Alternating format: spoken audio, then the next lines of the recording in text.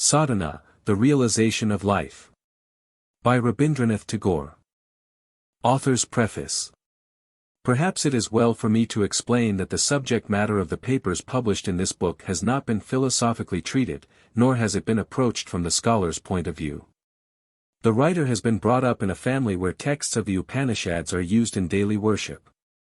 And he has had before him the example of his father, who lived his long life in the closest communion with God, while not neglecting his duties to the world, or allowing his keen interest in all human affairs to suffer any abatement. So in these papers, it may be hoped, Western readers will have an opportunity of coming into touch with the ancient spirit of India as revealed in our sacred texts and manifested in the life of today. All the great utterances of man have to be judged not by the letter but by the spirit which unfolds itself with the growth of life in history. We get to know the real meaning of Christianity by observing its living aspect at the present moment, however different that may be, even in important respects, from the Christianity of earlier periods. For Western scholars, the great religious scriptures of India seem to possess merely a retrospective and archaeological interest. But to us they are of living importance, and we cannot help thinking that they lose their significance when exhibited in labeled cases, mummied specimens of human thought and aspiration, preserved for all time in the wrappings of erudition. The meaning of the living words that come out of the experiences of great hearts can never be exhausted by any one system of logical interpretation. They have to be endlessly explained by the commentaries of individual lives, and they gain an added mystery in each new revelation. To me, the verses of the Upanishads and the teachings of Buddha have ever been things of the spirit, and therefore endowed with boundless vital growth.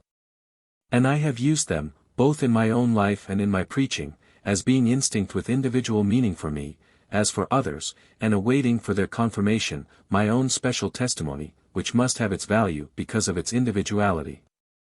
I should add perhaps that these papers embody in a connected form, suited to this publication, ideas which have been culled from several of the Bengali discourses which I am in the habit of giving to my students in my school at Bolpur in Bengal. And I have used here and there translations of passages from these done by my friends, Babu Satish Chandra Roy and Babu Ajit Kumar Chakravarti. The last paper of this series, Realisation in Action, has been translated from my Bengali discourse on Karma Yoga by my nephew, Babu Surendranath Tagore. I take this opportunity of expressing my gratitude to Professor James H. Woods, of Harvard University, for his generous appreciation which encouraged me to complete this series of papers and read most of them before the Harvard University. And I offer my thanks to Mr. Ernest Rees for his kindness in helping me with suggestions and revisions, and in going through the proofs. A word may be added about the pronouncing of sadhana. The accent falls decisively on the first A, which has the broad sound of the letter. How do you find this book? Any thoughts about the book or the author? Any suggestion for improvement? Please take a moment to share your thoughts in a comment. If you like it, share it with your friends who might enjoy it as well. Subscribe to keep in touch. Visit CompleteAudiobooks.com for more quality content. 1. The relation of the individual to the universe. The civilization of ancient Greece was nurtured within city walls. In fact, all the modern civilizations have their cradles of brick and mortar. These walls leave their mark deep in the minds of men. They set up a principle of divide and rule in our mental outlook, which begets in us a habit of securing all our conquests by fortifying them and separating them from one another. We divide nation and nation, knowledge and knowledge, man and nature. It breeds in us a strong suspicion of whatever is beyond the barriers we have built, and everything has to fight hard for its entrance into our recognition. When the first Aryan invaders appeared in India, it was a vast land of forests, and the newcomers rapidly took advantage of them. These forests afforded them shelter from the fierce heat of the sun and the ravages of tropical storms, pastures for cattle, fuel for sacrificial fire, and materials for building cottages. And the different Aryan clans with their patriarchal heads settled in the different forest tracts which had some special advantage of natural protection, and food and water in plenty. Thus in India it was in the forests that our civilization had its birth, and it took a distinct character from this origin and environment. It was surrounded by the vast life of nature, was fed and clothed by her, and had the closest and most constant intercourse with her varying aspects. Such a life, it may be thought, tends to have the effect of dulling human intelligence and dwarfing the incentives to progress by lowering the standards of existence. But in ancient India we find that the circumstances of forest life did not overcome man's mind, and did not enfeeble the current of his energies, but only gave to it a particular direction. Having been in constant contact with the living growth of nature, his mind was free from the desire to extend his dominion by erecting boundary walls around his acquisitions. His aim was not to acquire but to realize, to enlarge his consciousness by growing with and growing into his surroundings. He felt that truth is all-comprehensive, that there is no such thing as absolute isolation in existence, and the only way of attaining truth is through the interpenetration of our being into all objects. To realize this great harmony between man's spirit and the spirit of the world was the endeavor of the forest-dwelling sages of ancient India. In later days there came a time when these primeval forests gave way to cultivated fields, and wealthy cities sprang up on all sides. Mighty kingdoms were established, which had communications with all the great powers of the world. But even in the heyday of its material prosperity the heart of India ever looked back with adoration upon the early ideal of strenuous self-realization, and the dignity of the simple life of the forest hermitage. And drew its best inspiration from the wisdom stored there. The West seems to take a pride in thinking that it is subduing nature, as if we are living in a hostile world where we have to wrest everything we want from an unwilling and alien arrangement of things. This sentiment is the product of the city wall habit and training of mind. For in the city life man naturally directs the concentrated light of his mental vision upon his own life and works, and this creates an artificial dissociation between himself and the universal nature within whose bosom he lies. But in India the point of view was different, it included the world with the man as one great truth. India put all her emphasis on the harmony that exists between the individual and the universal. She felt we could have no communication whatever with our surroundings if they were absolutely foreign to us. Man's complaint against nature is that he has to acquire most of his necessaries by his own efforts. Yes, but his efforts are not in vain. He is reaping success every day, and that shows there is a rational connection between him and nature, for we never can make anything our own except that which is truly related to us. We can look upon a road from two different points of view.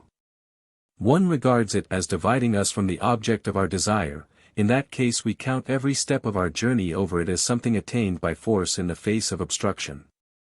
The other sees it as the road which leads us to our destination. And as such it is part of our goal. It is already the beginning of our attainment, and by journeying over it we can only gain that which in itself it offers to us. This last point of view is that of India with regard to nature.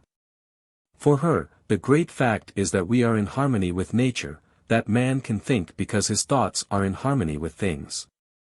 That he can use the forces of nature for his own purpose only because his power is in harmony with the power which is universal, and that in the long run his purpose never can knock against the purpose which works through nature. In the West the prevalent feeling is that nature belongs exclusively to inanimate things and to beasts, that there is a sudden unaccountable break where human nature begins. According to it, everything that is low in the scale of beings is merely nature, and whatever has the stamp of perfection on it, intellectual or moral, is human nature.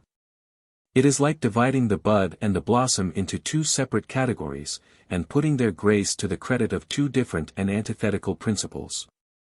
But the Indian mind never has any hesitation in acknowledging its kinship with nature, its unbroken relation with all. The fundamental unity of creation was not simply a philosophical speculation for India. It was her life object to realize this great harmony in feeling and in action. With mediation and service, with a regulation of life, she cultivated her consciousness in such a way that everything had a spiritual meaning to her. The earth, water and light, fruits and flowers, to her were not merely physical phenomena to be turned to use and then left aside. They were necessary to her in the attainment of her ideal of perfection, as every note is necessary to the completeness of the symphony. India intuitively felt that the essential fact of this world has a vital meaning for us. We have to be fully alive to it and establish a conscious relation with it, not merely impelled by scientific curiosity or greed of material advantage, but realizing it in the spirit of sympathy, with a large feeling of joy and peace. The man of science knows, in one aspect, that the world is not merely what it appears to be to our senses. He knows that earth and water are really the play of forces that manifest themselves to us as earth and water, how we can but partially apprehend. Likewise, the man who has his spiritual eyes open knows that the ultimate truth about earth and water lies in our apprehension of the eternal will which works in time and takes shape in the forces we realize under those aspects. This is not mere knowledge, as science is, but it is a perception of the soul by the soul. This does not lead us to power, as knowledge does, but it gives us joy, which is the product of the union of kindred things. The man whose acquaintance with the world does not lead him deeper than science leads him, will never understand what it is that the man with the spiritual vision finds in these natural phenomena. The water does not merely cleanse his limbs, but it purifies his heart, for it touches his soul. The earth does not merely hold his body, but it gladdens his mind, for its contact is more than a physical contact, it is a living presence. When a man does not realize his kinship with the world, he lives in a prison house whose walls are alien to him. When he meets the eternal spirit in all objects, then is he emancipated, for then he discovers the fullest significance of the world into which he is born, then he finds himself in perfect truth, and his harmony with the all is established. In India, men are enjoined to be fully awake to the fact that they are in the closest relation to things around them, body and soul, and that they are to hail the morning sun, the flowing water, the fruitful earth, as the manifestation of the same living truth which holds them in its embrace. Thus the text of our everyday meditation is the Gayatri, a verse which is considered to be the epitome of all the Vedas. By its help we try to realize the essential unity of the world with the conscious soul of man. We learn to perceive the unity held together by the one eternal spirit, whose power creates the earth, the sky, and the stars, and at the same time irradiates our minds with the light of a consciousness that moves and exists in unbroken continuity with the outer world. It is not true that India has tried to ignore differences of value in different things, for she knows that would make life impossible. The sense of the superiority of man in the scale of creation has not been absent from her mind. But she has had her own idea as to that in which his superiority really consists. It is not in the power of possession but in the power of union. Therefore India chose her places of pilgrimage wherever there was in nature some special grandeur or beauty, so that her mind could come out of its world of narrow necessities and realize its place in the infinite. This was the reason why in India a whole people who once were meat-eaters gave up taking animal food to cultivate the sentiment of universal sympathy for life, an event unique in the history of mankind. India knew that when by physical and mental barriers we violently detach ourselves from the inexhaustible life of nature, when we become merely man, but not man in the universe, we create bewildering problems, and having shut off the source of their solution, we try all kinds of artificial methods, each of which brings its own crop of interminable difficulties. When man leaves his resting place in universal nature, when he walks on the single rope of humanity, it means either a dance or a fall for him. He has ceaselessly to strain every nerve and muscle to keep his balance at each step, and then, in the intervals of his weariness, he fulminates against Providence and feels a secret pride and satisfaction in thinking that he has been unfairly dealt with by the whole scheme of things. But this cannot go on forever. Man must realize the wholeness of his existence, his place in the infinite. He must know that hard as he may strive he can never create his honey within the cells of his hive. For the perennial supply of his life food is outside their walls. He must know that when man shuts himself out from the vitalizing and purifying touch of the infinite, and falls back upon himself for his sustenance and his healing, then he goads himself into madness, tears himself into shreds, and eats his own substance.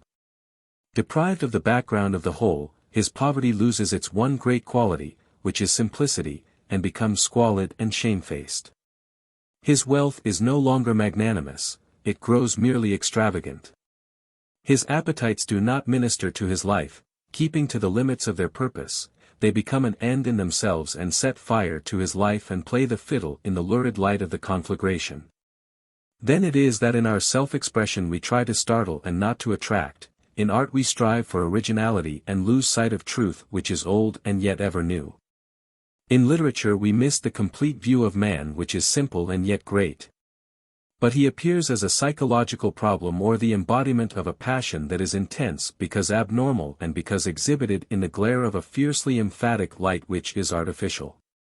When man's consciousness is restricted only to the immediate vicinity of his human self, the deeper roots of his nature do not find their permanent soil, his spirit is ever on the brink of starvation. And in the place of healthful strength he substitutes rounds of stimulation.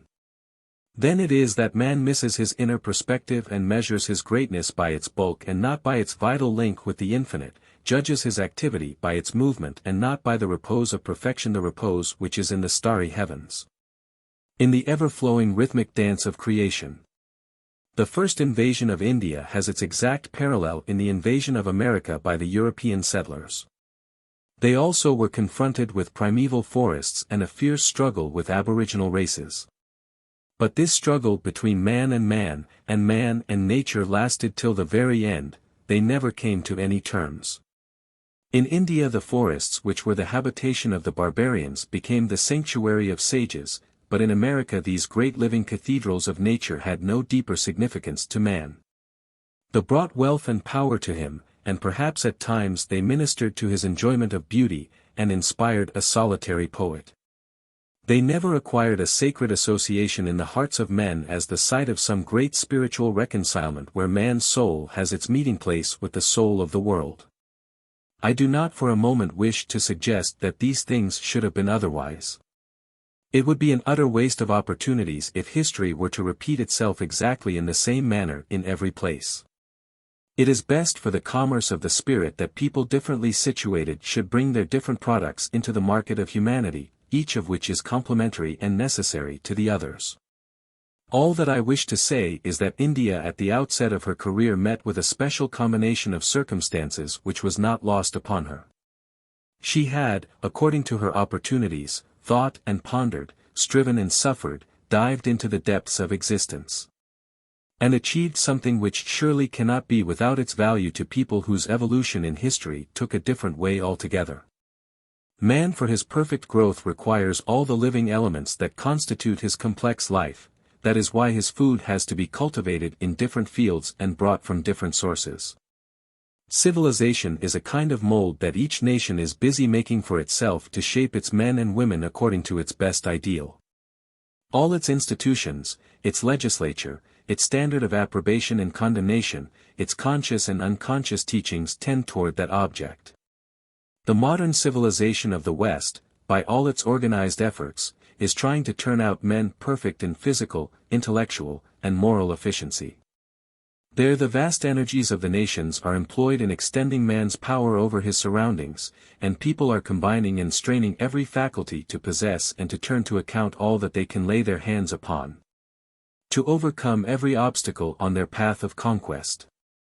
They are ever disciplining themselves to fight nature and other races, their armaments are getting more and more stupendous every day, their machines, their appliances, their organizations go on multiplying at an amazing rate.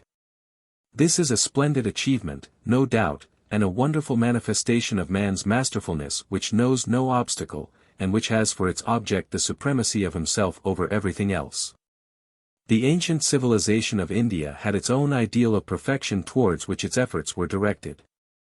Its aim was not attaining power, and it neglected to cultivate to the utmost its capacities, and to organize men for defensive and offensive purposes, for cooperation in the acquisition of wealth and for military and political ascendancy. The ideal that India tried to realize led her best men to the isolation of a contemplative life, and the treasures that she gained for mankind by penetrating into the mysteries of reality cost her dear in the sphere of worldly success. Yet, this also was a sublime achievement, it was a supreme manifestation of that human aspiration which knows no limit, and which has for its object nothing less than the realization of the infinite. There were the virtuous, the wise, the courageous, there were the statesmen, kings and emperors of India, but whom amongst all these classes did she look up to and choose to be the representative of men? They were the rishis. What were the rishis? They who having attained the Supreme Soul in knowledge were filled with wisdom, and having found him in union with the soul were in perfect harmony with the inner self. They having realized him in the heart were free from all selfish desires, and having experienced him in all the activities of the world, had attained calmness. The rishis were they who having reached the Supreme God from all sides had found abiding peace, had become united with all, had entered into the life of the universe. 1. Thus the state of realizing our relationship with all, of entering into everything through union with God, was considered in India to be the ultimate end and fulfillment of humanity. Man can destroy and plunder, earn and accumulate, invent and discover, but he is great because his soul comprehends all. It is dire destruction for him when he envelopes his soul in a dead shell of callous habits, and when a blind fury of works whirls round him like an eddying dust storm, shutting out the horizon. That indeed kills the very spirit of his being, which is the spirit of comprehension. Essentially man is not a slave either of himself or of the world, but he is a lover. His freedom and fulfillment is in love, which is another name for perfect comprehension. By this power of comprehension, this permeation of his being, he is united with the all-pervading Spirit, who is also the breath of his soul. Where a man tries to raise himself to eminence by pushing and jostling all others, to achieve a distinction by which he prides himself to be more than everybody else, there he is alienated from that spirit. This is why the Upanishads describe those who have attained the goal of human life as peaceful, 2, and as at one with God, 3, meaning that they are in perfect harmony with man and nature, and therefore in undisturbed union with God. We have a glimpse of the same truth in the teachings of Jesus when he says, "It is easier for a camel to pass through the eye of a needle than for a rich man to enter the kingdom of heaven," which implies that whatever we treasure for ourselves separates us from others. Our possessions are our limitations. He who is bent upon accumulating riches is unable, with his ego continually bulging, to pass through the gates of comprehension of the spiritual world, which is the world of perfect harmony. He is shut up within the narrow walls of his limited acquisitions. Hence the spirit of the teachings of Upanishad is, in order to find him you must embrace all. In the pursuit of wealth you really give up everything to gain a few things, and that is not the way to attain him who is completeness. Some modern philosophers of Europe, who are directly or indirectly indebted to the Upanishads, far from realizing their debt, maintain that the Brahma of India is a mere abstraction, a negation of all that is in the world. In a word, that the infinite being is to be found nowhere except in metaphysics. It may be, that such a doctrine has been and still is prevalent with a section of our countrymen. But this is certainly not in accord with the pervading spirit of the Indian mind. Instead, it is the practice of realizing and affirming the presence of the infinite in all things which has been its constant inspiration. We are enjoined to see whatever there is in the world as being enveloped by God. 4. I bow to God over and over again, who is in fire and in water, who permeates the whole world, who is in the annual crops as well as in the perennial trees. 5. Can this be God abstracted from the world? Instead, it signifies not merely seeing him in all things, but saluting him in all the objects of the world. The attitude of the God-conscious man of the Upanishad towards the universe is one of a deep feeling of adoration. His object of worship is present everywhere. It is the one living truth that makes all realities true. This truth is not only of knowledge but of devotion. Nama Nama, we bow to him everywhere, and over again. It is recognized in the outburst of the Rishi, who addresses the whole world in a sudden ecstasy of joy, "Listen to me, ye sons of the immortal spirit, ye who live in the heavenly abode. I have known the Supreme Person whose light shines forth from beyond the darkness."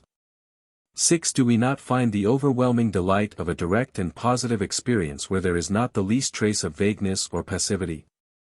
Buddha, who developed the practical side of the teaching of Upanishads, preached the same message when he said, "With everything, whether it is above or below, remote or near, visible or invisible, thou shalt preserve a relation of unlimited love without any animosity or without a desire to kill."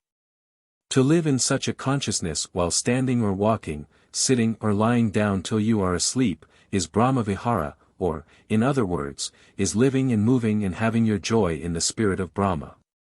What is that spirit? The Upanishad says, the being who is in his essence the light and life of all, who is world-conscious, is Brahma. 7. To feel all, to be conscious of everything, is his spirit. We are immersed in his consciousness body and soul.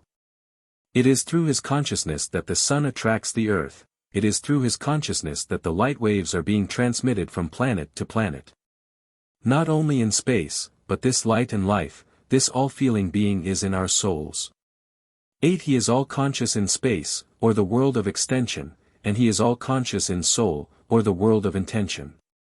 Thus to attain our world consciousness, we have to unite our feeling with this all-pervasive infinite feeling. In fact, the only true human progress is coincident with this widening of the range of feeling. All our poetry, philosophy, science, art and religion are serving to extend the scope of our consciousness towards higher and larger spheres. Man does not acquire rights through occupation of larger space, nor through external conduct, but his rights extend only so far as he is real, and his reality is measured by the scope of his consciousness. We have, however, to pay a price for this attainment of the freedom of consciousness. What is the price? It is to give one's self away. Our soul can realize itself truly only by denying itself.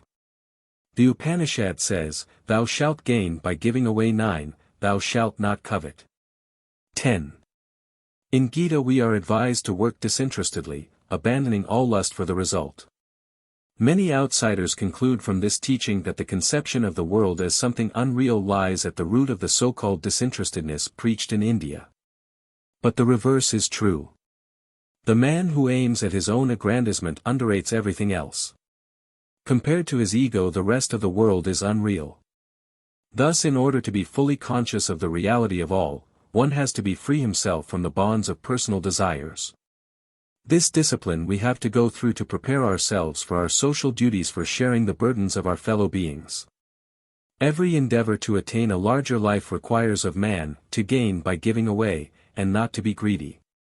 And thus to expand gradually the consciousness of one's unity with all is the striving of humanity. The infinite in India was not a thin nonentity, void of all content. The rishis of India asserted emphatically, to know him in this life is to be true, not to know him in this life is the desolation of death. 11. How to know him then? By realizing him in each and all. 12. Not only in nature but in the family, in society, and in the state, the more we realize the world conscious in all, the better for us. Failing to realize it, we turn our faces to destruction. It fills me with great joy and a high hope for the future of humanity when I realize that there was a time in the remote past when our poet-prophet stood under the lavish sunshine of an Indian sky and greeted the world with the glad recognition of kindred. It was not an anthropomorphic hallucination.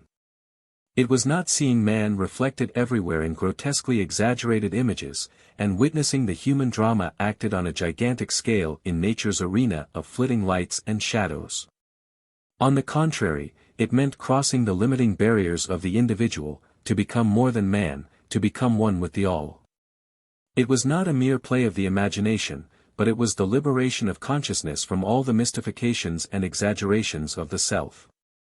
These ancient seers felt in the serene depth of their mind that the same energy which vibrates and passes into the endless forms of the world manifests itself in our inner being as consciousness, and there is no break in unity. For these seers there was no gap in their luminous vision of perfection.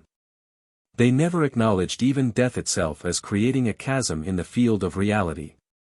They said, his reflection is death as well as immortality. 13. They did not recognize any essential opposition between life and death, and they said with absolute assurance, it is life that is death. 14. They saluted with the same serenity of gladness, life in its aspect of appearing and in its aspect of departure, that which is past is hidden in life, and that which is to come. 15. They knew that mere appearance and disappearance are on the surface like waves on the sea, but life which is permanent knows no decay or diminution. Everything has sprung from immortal life and is vibrating with life. 16 For life is immense. 17. This is the noble heritage from our forefathers waiting to be claimed by us as our own, this ideal of the supreme freedom of consciousness. It is not merely intellectual or emotional, it has an ethical basis, and it must be translated into action. In the Upanishad it is said, the Supreme Being is all-pervading, therefore he is the innate good in all. 18 To be truly united in knowledge, love, and service with all beings, and thus to realize oneself in the all-pervading God is the essence of goodness, and this is the keynote of the teachings of the Upanishads. Life is immense. 19. 2. Soul consciousness. We have seen that it was the aspiration of ancient India to live and move and have its joy in Brahma, the all-conscious and all-pervading spirit, by extending its field of consciousness over all the world. But that, it may be urged, is an impossible task for man to achieve. If this extension of consciousness be an outward process, then it is endless, it is like attempting to cross the ocean after ladling out its water. By beginning to try to realize all, one has to end by realizing nothing. But, in reality, it is not so absurd as it sounds. Man has every day to solve this problem of enlarging his region and adjusting his burdens. His burdens are many, too numerous for him to carry, but he knows that by adopting a system he can lighten the weight of his load. Whenever they feel too complicated and unwieldy, he knows it is because he has not been able to hit upon the system which would have set everything in place and distributed the weight evenly. This search for system is really a search for unity, for synthesis. It is our attempt to harmonize the heterogeneous complexity of outward materials by an inner adjustment. In the search we gradually become aware that to find out the one is to possess the all, that there, indeed, is our last and highest privilege. It is based on the law of that unity which is, if we only know it, our abiding strength. Its living principle is the power that is in truth, the truth of that unity which comprehends multiplicity. Facts are many, but the truth is one. The animal intelligence knows facts, the human mind has power to apprehend truth. The apple falls from the tree, the rain descends upon the earth. You can go on burdening your memory with such facts and never come to an end. But once you get hold of the law of gravitation you can dispense with the necessity of collecting facts ad infinitum. You have got at one truth which governs numberless facts. This discovery of truth is pure joy to man, it is a liberation of his mind. For, a mere fact is like a blind lane, it leads only to itself, it has no beyond. But a truth opens up a whole horizon, it leads us to the infinite. That is the reason why, when a man like Darwin discovers some simple general truth about biology, it does not stop there, but like a lamp shedding its light far beyond the object for which it was lighted. It illumines the whole region of human life and thought, transcending its original purpose. Thus we find that truth, while investing all facts, is not a mere aggregate of facts, it surpasses them on all sides and points to the infinite reality. As in the region of knowledge so in that of consciousness, man must clearly realize some central truth which will give him an outlook over the widest possible field. And that is the object which the Upanishad has in view when it says, "Know thine own soul." Or, in other words, realize the one great principle of unity that there is in every man. All our egoistic impulses, our selfish desires, obscure our true vision of the soul. For they only indicate our own narrow self. When we are conscious of our soul, we perceive the inner being that transcends our ego and has its deeper affinity with the all. Children, when they begin to learn each separate letter of the alphabet, find no pleasure in it, because they miss the real purpose of the lesson. In fact, while letters claim our attention only in themselves and as isolated things, they fatigue us. They become a source of joy to us only when they combine into words and sentences and convey an idea. Likewise, our soul when detached and imprisoned within the narrow limits of a self loses its significance. For its very essence is unity. It can only find out its truth by unifying itself with others, and only then it has its joy. Man was troubled and he lived in a state of fear so long as he had not discovered the uniformity of law in nature, till then the world was alien to him. The law that he discovered is nothing but the perception of harmony that prevails between reason, which is of the soul of man, and the workings of the world. This is the bond of union through which man is related to the world in which he lives, and he feels an exceeding joy when he finds this out, for then he realizes himself in his surroundings. To understand anything is to find in it something which is our own, and it is the discovery of ourselves outside us which makes us glad. This relation of understanding is partial, but the relation of love is complete. In love the sense of difference is obliterated and the human soul fulfills its purpose in perfection, transcending the limits of itself and reaching across the threshold of the infinite. Therefore love is the highest bliss that man can attain to, for through it alone he truly knows that he is more than himself, and that he is at one with the all. This principle of unity which man has in his soul is ever active, establishing relations far and wide through literature, art and science, society, statecraft, and religion. Our great revealers are they who make manifest the true meaning of the soul by giving up self for the love of mankind. They face calumny and persecution, deprivation and death in their service of love. They live the life of the soul, not of the self, and thus they prove to us the ultimate truth of humanity. We call them Mahatmas, the men of the great soul. It is said in one of the Upanishads, "It is not that thou lovest thy son because thou desirest him, but thou lovest thy son because thou desirest thine own soul." 20 The meaning of this is, that whomsoever we love, in him we find our own soul in the highest sense. The final truth of our existence lies in this. Paramatma, the Supreme Soul, is in me, as well as in my son, and my joy in my son is the realization of this truth.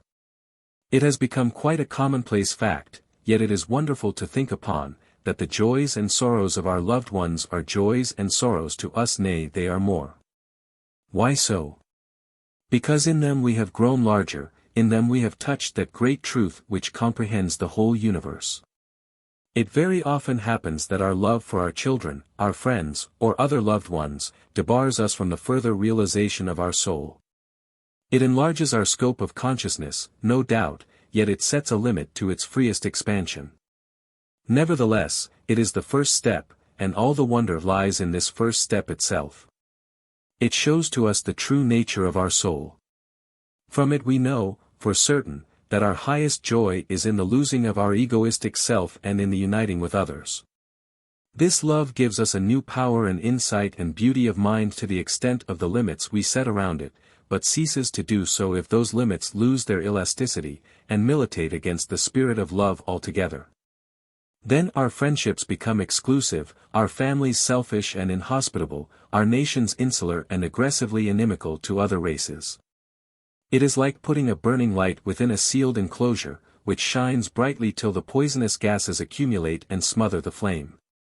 Nevertheless it has proved its truth before it dies, and made known the joy of freedom from the grip of darkness, blind and empty and cold. According to the Upanishads, the key to cosmic consciousness, to God consciousness, is in the consciousness of the soul. To know our soul apart from the self is the first step towards the realization of the supreme deliverance. We must know with absolute certainty that essentially we are spirit. This we can do by winning mastery over self, by rising above all pride and greed and fear, by knowing that worldly losses and physical death can take nothing away from the truth and the greatness of our soul. The chick knows when it breaks through the self-centered isolation of its egg that the hard shell which covered it so long was not really a part of its life. That shell is a dead thing, it has no growth, it affords no glimpse whatever of the vast beyond that lies outside it. However pleasantly perfect and rounded it may be, it must be given a blow to, it must be burst through and thereby the freedom of light and air be won, and the complete purpose of bird life be achieved. In Sanskrit, the bird has been called the twice-born. So too the man who has gone through the ceremony of the discipline of self-restraint and high thinking for a period of at least 12 years. Who has come out simple in wants, pure in heart, and ready to take up all the responsibilities of life in a disinterested largeness of spirit. He is considered to have had his rebirth from the blind envelopment of self to the freedom of soul life. To have come into living relation with his surroundings, to have become at one with the all. I have already warned my hearers, and must once more warn them against the idea that the teachers of India preached a renunciation of the world and of self which leads only to the blank emptiness of negation. Their aim was the realization of the soul, or, in other words, gaining the world in perfect truth. When Jesus said, "Blessed are the meek, for they shall inherit the earth," he meant this. He proclaimed the truth that when man gets rid of his pride of self, then he comes into his true inheritance. No more has he to fight his way into his position in the world, it is secure for him everywhere by the immortal right of his soul. Pride of self interferes with the proper function of the soul, which is to realize itself by perfecting its union with the world and the world's God. In his sermon to Sadhu Simha, Buddha says, "It is true, Simha, that I denounce activities, but only the activities that lead to the evil in words, thoughts, or deeds. It is true, Simha, that I preach extinction, but only the extinction of pride, lust, evil thought, and ignorance, not that of forgiveness, love, charity, and truth." The doctrine of deliverance that Buddha preached was the freedom from the thraldom of avidya. Avidya is the ignorance that darkens our consciousness, and tends to limit it within the boundaries of our personal self. It is this avidya, this ignorance, this limiting of consciousness that creates the hard separateness of the ego, and thus becomes the source of all pride and greed and cruelty incidental to self-seeking. When a man sleeps, he is shut up within the narrow activities of his physical life. He lives, but he knows not the varied relations of his life to his surroundings, therefore he knows not himself. So when a man lives the life of avidya, he is confined within his self. It is a spiritual sleep, his consciousness is not fully awake to the highest reality that surrounds him, therefore he knows not the reality of his own soul. When he attains bodhi, i.e. the awakenment from the sleep of self to the perfection of consciousness, he becomes Buddha. Once I met two ascetics of a certain religious sect in a village of Bengal. "Can you tell me," I asked them, "wherein lies the special features of your religion?" One of them hesitated for a moment and answered, "It is difficult to define that." The other said, "No, it is quite simple. We hold that we have first of all to know our own soul under the guidance of our spiritual teacher, and when we have done that we can find him, who is the Supreme Soul, within us." "Why don't you preach your doctrine to all the people of the world?" I asked. "Whoever feels thirsty will of himself come to the river," was his reply. "But then, do you find it so? Are they coming?"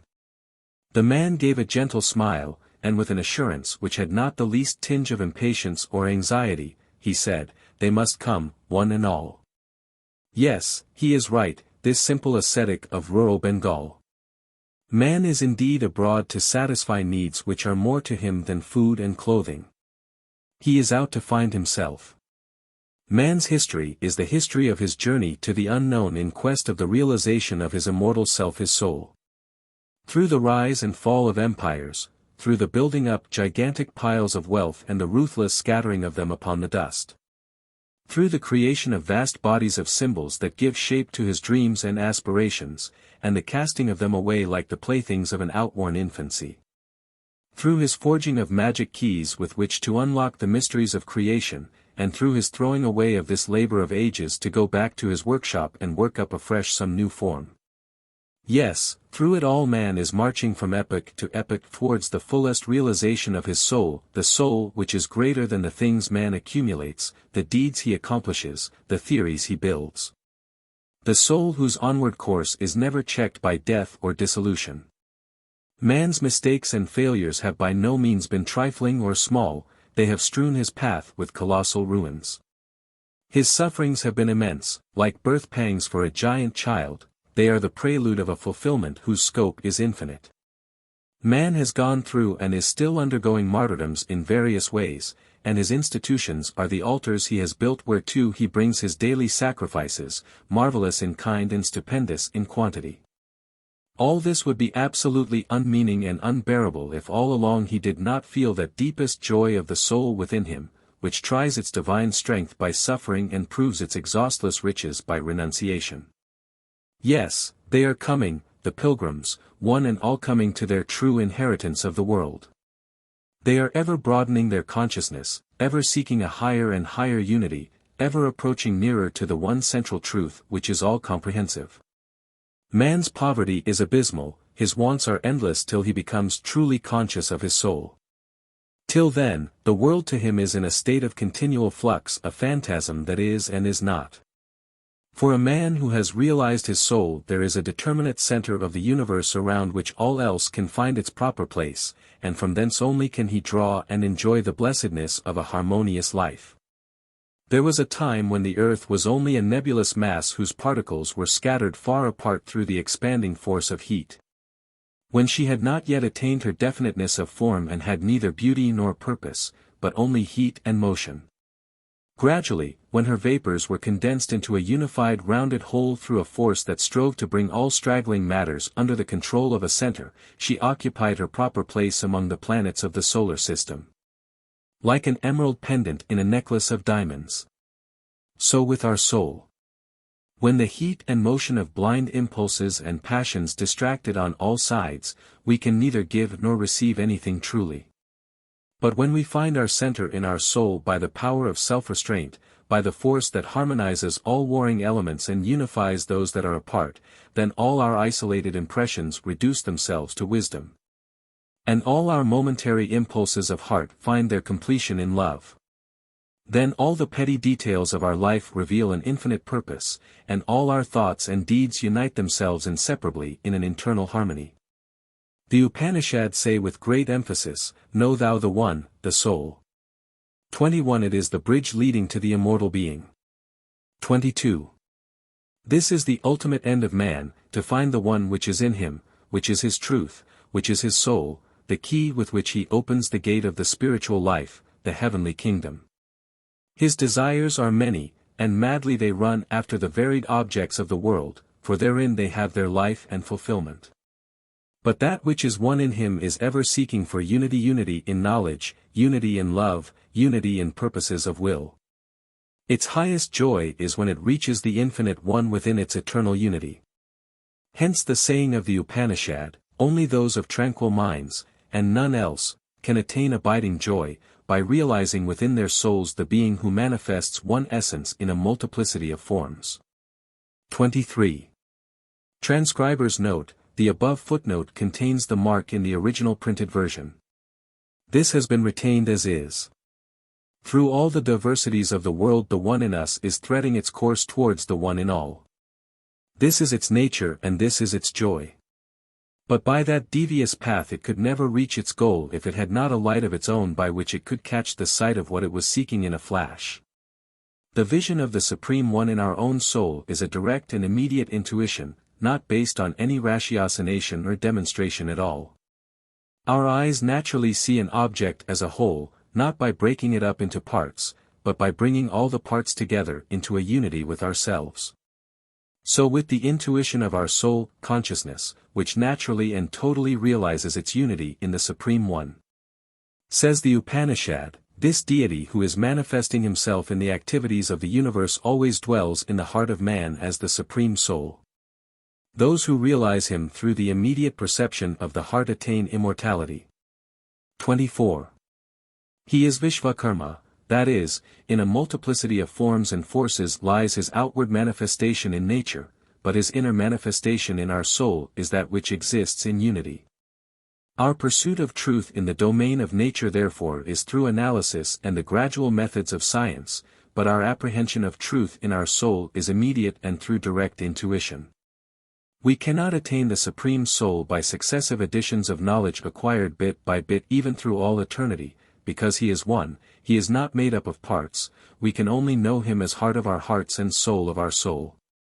We can only know him in the love and joy we feel when we give up ourself and stand before him face to face.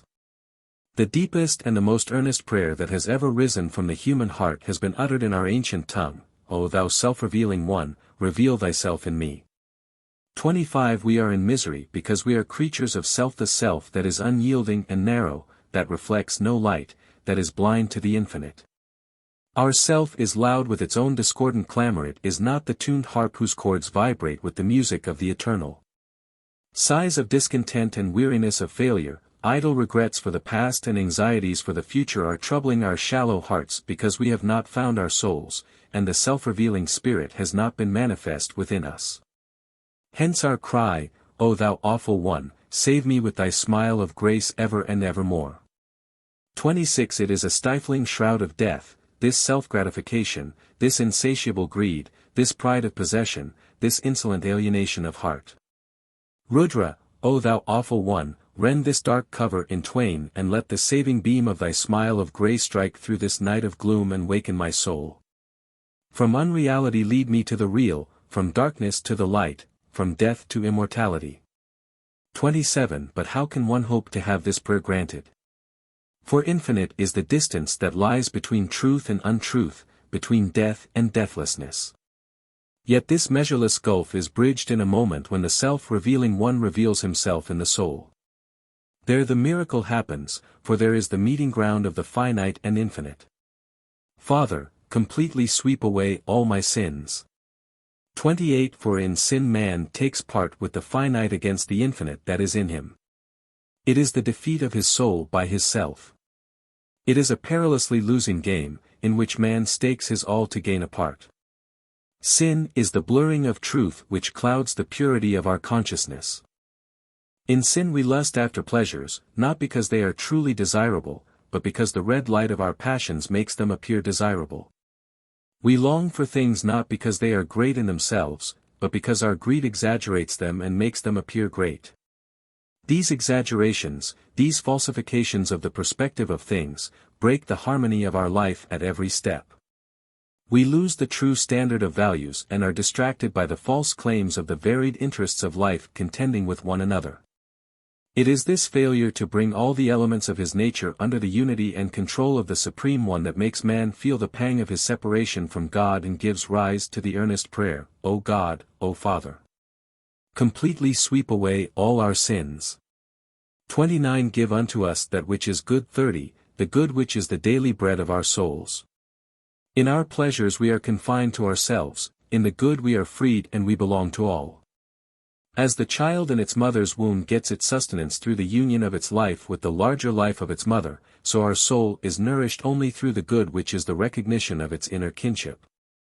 The channel of its communication with the infinite by which it is surrounded and fed. Hence it is said, Blessed are they which do hunger and thirst after righteousness, for they shall be filled. For righteousness is the divine food of the soul. Nothing but this can fill him, can make him live the life of the infinite, can help him in his growth towards the eternal. We bow to thee from whom come the enjoyments of our life. 31 We bow also to thee from whom comes the good of our soul. 32 We bow to thee who art good, the highest good. 33 In whom we are united with everything, that is, in peace and harmony, in goodness and love. Man's cry is to reach his fullest expression. It is this desire for self-expression that leads him to seek wealth and power. But he has to discover that accumulation is not realization. It is the inner light that reveals him, not outer things. When this light is lighted, then in a moment he knows that man's highest revelation is God's own revelation in him. And his cry is for this the manifestation of his soul, which is the manifestation of God in his soul.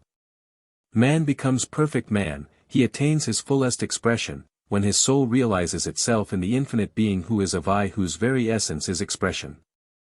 The real misery of man is in the fact that he has not fully come out, that he is self-obscured, lost in the midst of his own desires.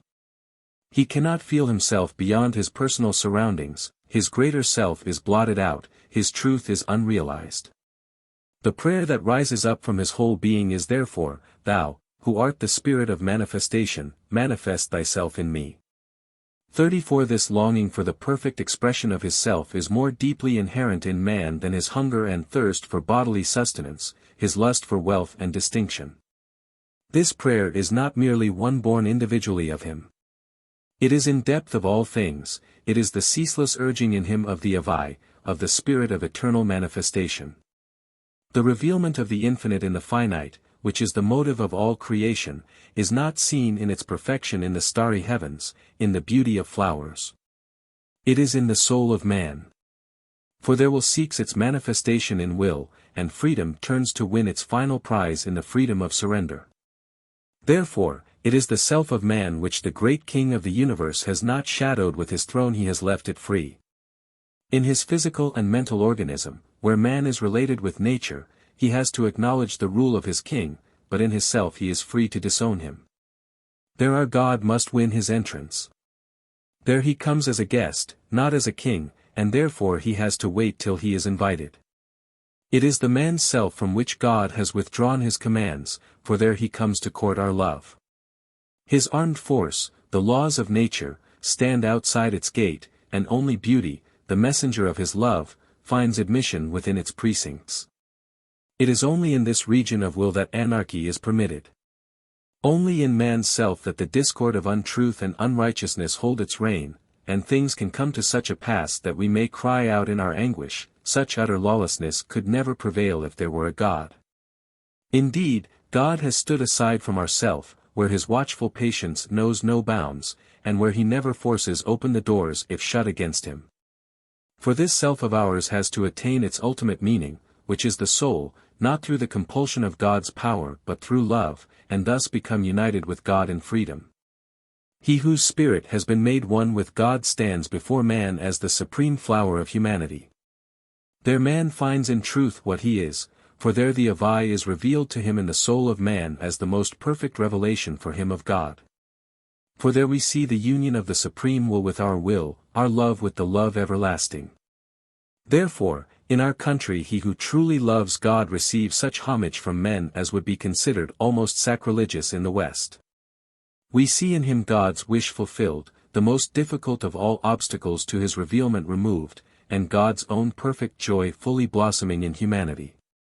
Through him we find the whole world of man overspread with a divine homeliness. His life, burning with God's love, makes all our earthly love resplendent. All the intimate associations of our life, all its experience of pleasure and pain, group themselves around this display of the divine love, and from the drama that we witness in him. The touch of an infinite mystery passes over the trivial and the familiar, making it break out into ineffable music. The trees and the stars and the blue hills appear to us as symbols aching with a meaning which can never be uttered in words. We seem to watch the Master in the very act of creation of a new world, and a man's soul draws her heavy curtain of self aside, when her veil is lifted and she is face to face with her eternal lover. But what is this state? It is like a morning of spring, varied in its life and beauty, yet one and entire. When a man's life rescued from distractions finds its unity in the soul, then the consciousness of the infinite becomes at once direct and natural to it as the light is to the flame. All the conflicts and contradictions of life are reconciled. Knowledge, love and action harmonized, pleasure and pain become one in beauty, enjoyment and renunciation equal in goodness, the breach between the finite and the infinite fills with love and overflows. Every moment carries its message of the eternal, the formless appears to us in the form of the flower, of the fruit, the boundless takes us up in his arms as a father and walks by our side as a friend. It is only the soul, the one in man which by its very nature can overcome all limits, and finds its affinity with the Supreme One.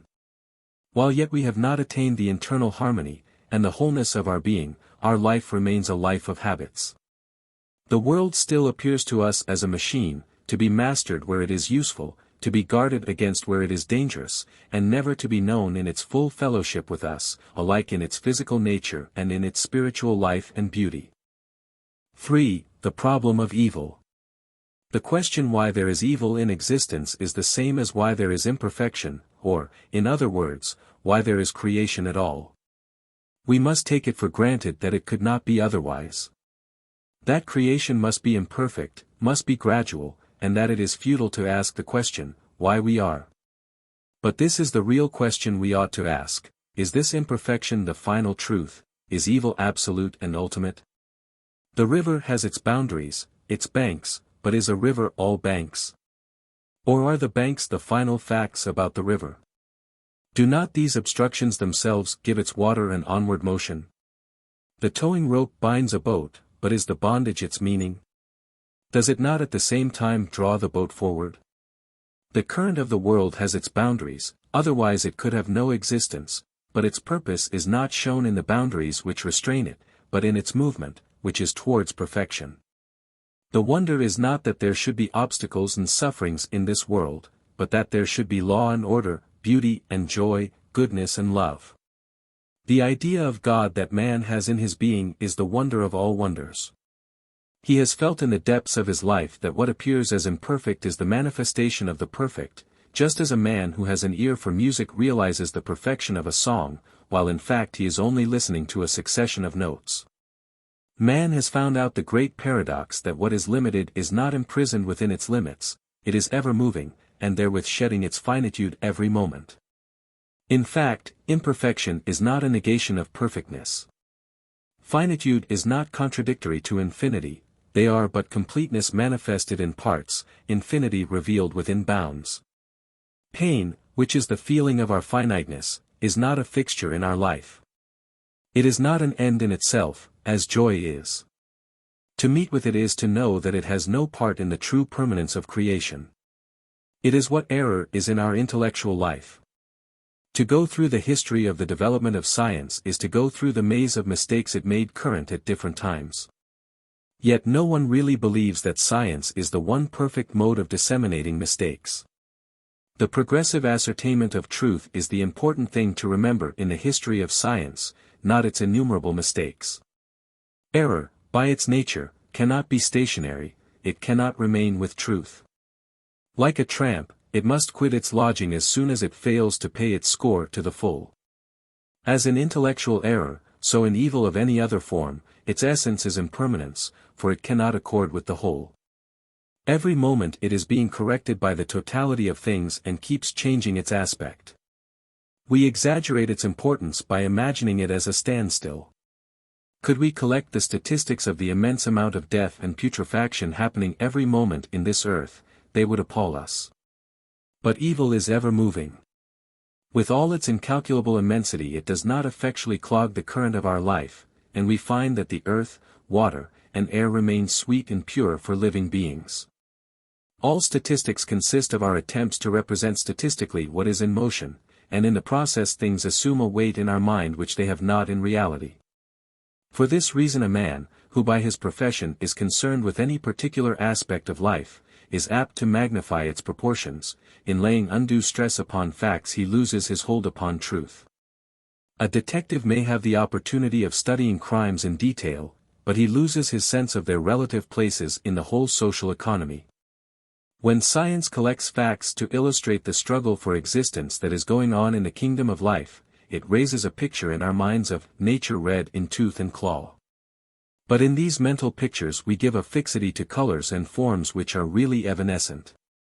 It is like calculating the weight of the air on each square inch of our body to prove that it must be crushingly heavy for us. With every weight, however, there is an adjustment, and we lightly bear our burden. With the struggle for existence in nature there is reciprocity. There is the love for children and for comrades. There is the sacrifice of self, which springs from love, and this love is the positive element in life. If we kept the searchlight of our observation turned upon the fact of death, the world would appear to us like a huge charnel house. But in the world of life the thought of death has, we find, the least possible hold upon our minds. Not because it is the least apparent, but because it is the negative aspect of life. Just as, in spite of the fact that we shut our eyelids every second, it is the openings of the eye that count. Life as a whole never takes death seriously. It laughs, dances and plays, it builds, hoards and loves in death's face. Only when we detach one individual fact of death do we see its blankness and become dismayed. We lose sight of the wholeness of a life of which death is part. It is like looking at a piece of cloth through a microscope. It appears like a net. We gaze at the big holes and shiver in imagination. But the truth is, death is not the ultimate reality. It looks black, as the sky looks blue, but it does not blacken existence, just as the sky does not leave its stain upon the wings of the bird. When we watch a child trying to walk, we see its countless failures, its successes are but few. If we had to limit our observation within a narrow space of time, the sight would be cruel. But we find that in spite of its repeated failures there is an impetus of joy in the child which sustains it in its seemingly impossible task. We see it does not think of its falls so much as of its power to keep its balance, though for only a moment. Like these accidents in a child's attempts to walk, we meet with sufferings in various forms in our life every day, showing the imperfections in our knowledge and our available power, and in the application of our will. But if these revealed our weakness to us only, we should die of utter depression. When we select for observation a limited area of our activities, our individual failures and miseries loom large in our minds. But our life leads us instinctively to take a wider view. It gives us an ideal of perfection which ever carries us beyond our present limitations. Within us we have a hope which always walks in front of our present narrow experience. It is the undying faith in the infinite in us. It will never accept any of our disabilities as a permanent fact. It sets no limit to its own scope. It dares to assert that man has oneness with God, and its wild dreams become true every day. We see the truth when we set our mind towards the infinite. The ideal of truth is not in the narrow present, not in our immediate sensations, but in the consciousness of the whole which give us a taste of what we should have in what we do have. Consciously or unconsciously we have in our life this feeling of truth which is ever larger than its appearance, for our life is facing the infinite, and it is in movement. Its aspiration is therefore infinitely more than its achievement, and as it goes on it finds that no realization of truth ever leaves it stranded on the desert of finality, but carries it to a region beyond. Evil cannot altogether arrest the course of life on the highway and rob it of its possessions. For the evil has to pass on, it has to grow into good, it cannot stand and give battle to the all. If the least evil could stop anywhere indefinitely, it would sink deep and cut into the very roots of existence. As it is, man does not really believe in evil, just as he cannot believe that violin strings have been purposely made to create the exquisite torture of discordant notes. Though by the aid of statistics it can be mathematically proved that the probability of discord is far greater than that of harmony, and for one who can play the violin there are thousands who cannot. The potentiality of perfection outweighs actual contradictions. No doubt there have been people who asserted existence to be an absolute evil, but man can never take them seriously. Their pessimism is a mere pose, either intellectual or sentimental. But life itself is optimistic, it wants to go on. Pessimism is a form of mental dipsomania, it disdains healthy nourishment, indulges in the strong drink of denunciation, and creates an artificial dejection which thirsts for a stronger draught. If existence were an evil, it would wait for no philosopher to prove it. It is like convicting a man of suicide, while all the time he stands before you in the flesh. Existence itself is here to prove that it cannot be an evil.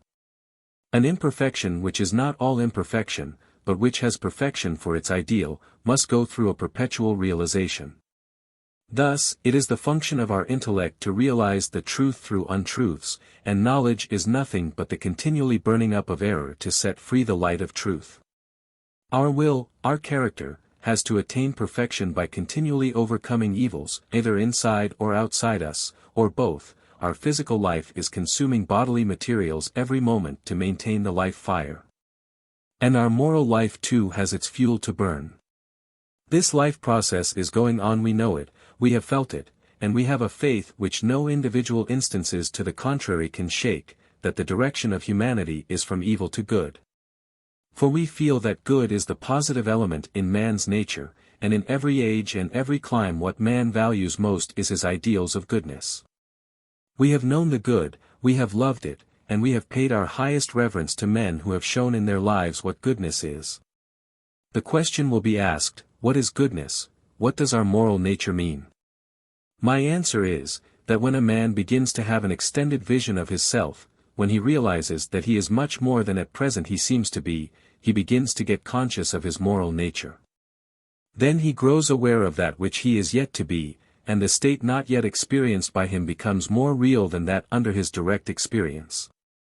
Necessarily, his perspective of life changes, and his will takes the place of his wishes.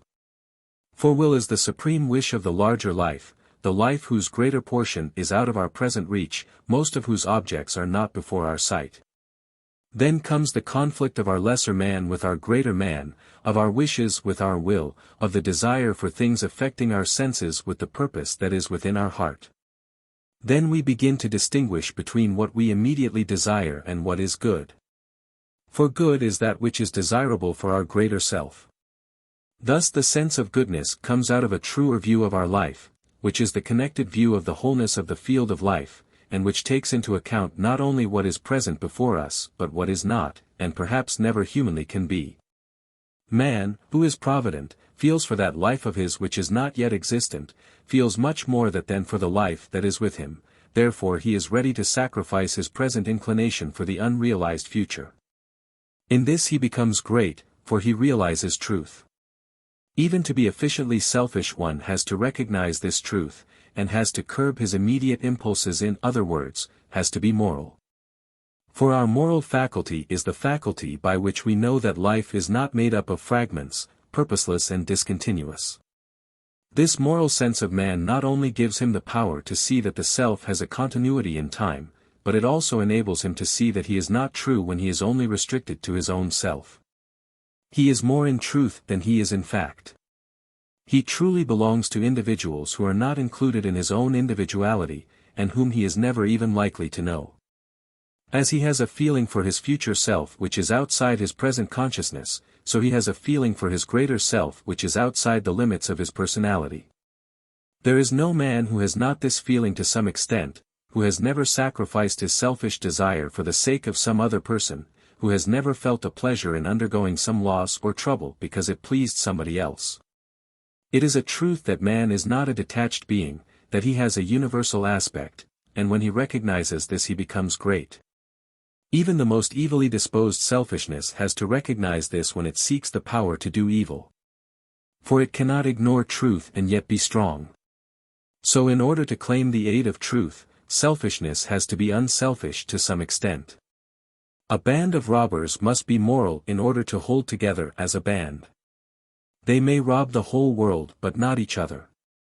To make an immoral intention successful, some of its weapons must be moral.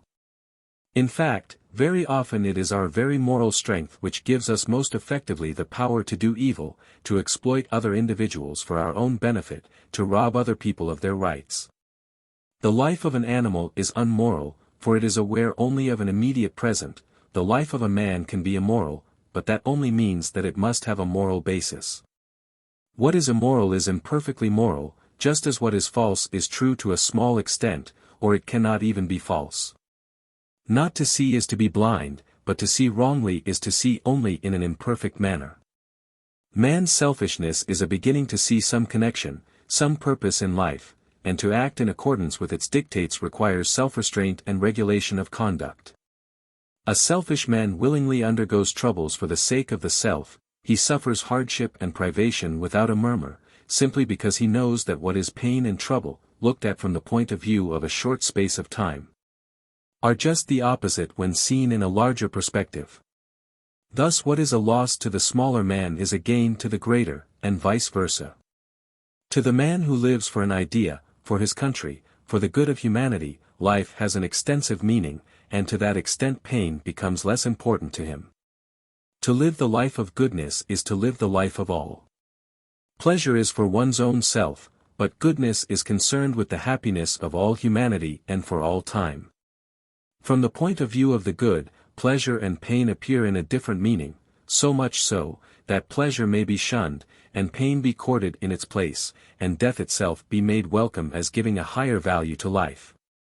From these higher standpoints of a man's life, the standpoints of the good, pleasure and pain lose their absolute value.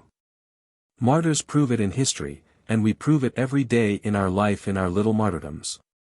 When we take a pitcherful of water from the sea it has its weight, but when we take a dip into the sea itself 1,000 pitchers full of water flow above our head, and we do not feel their weight.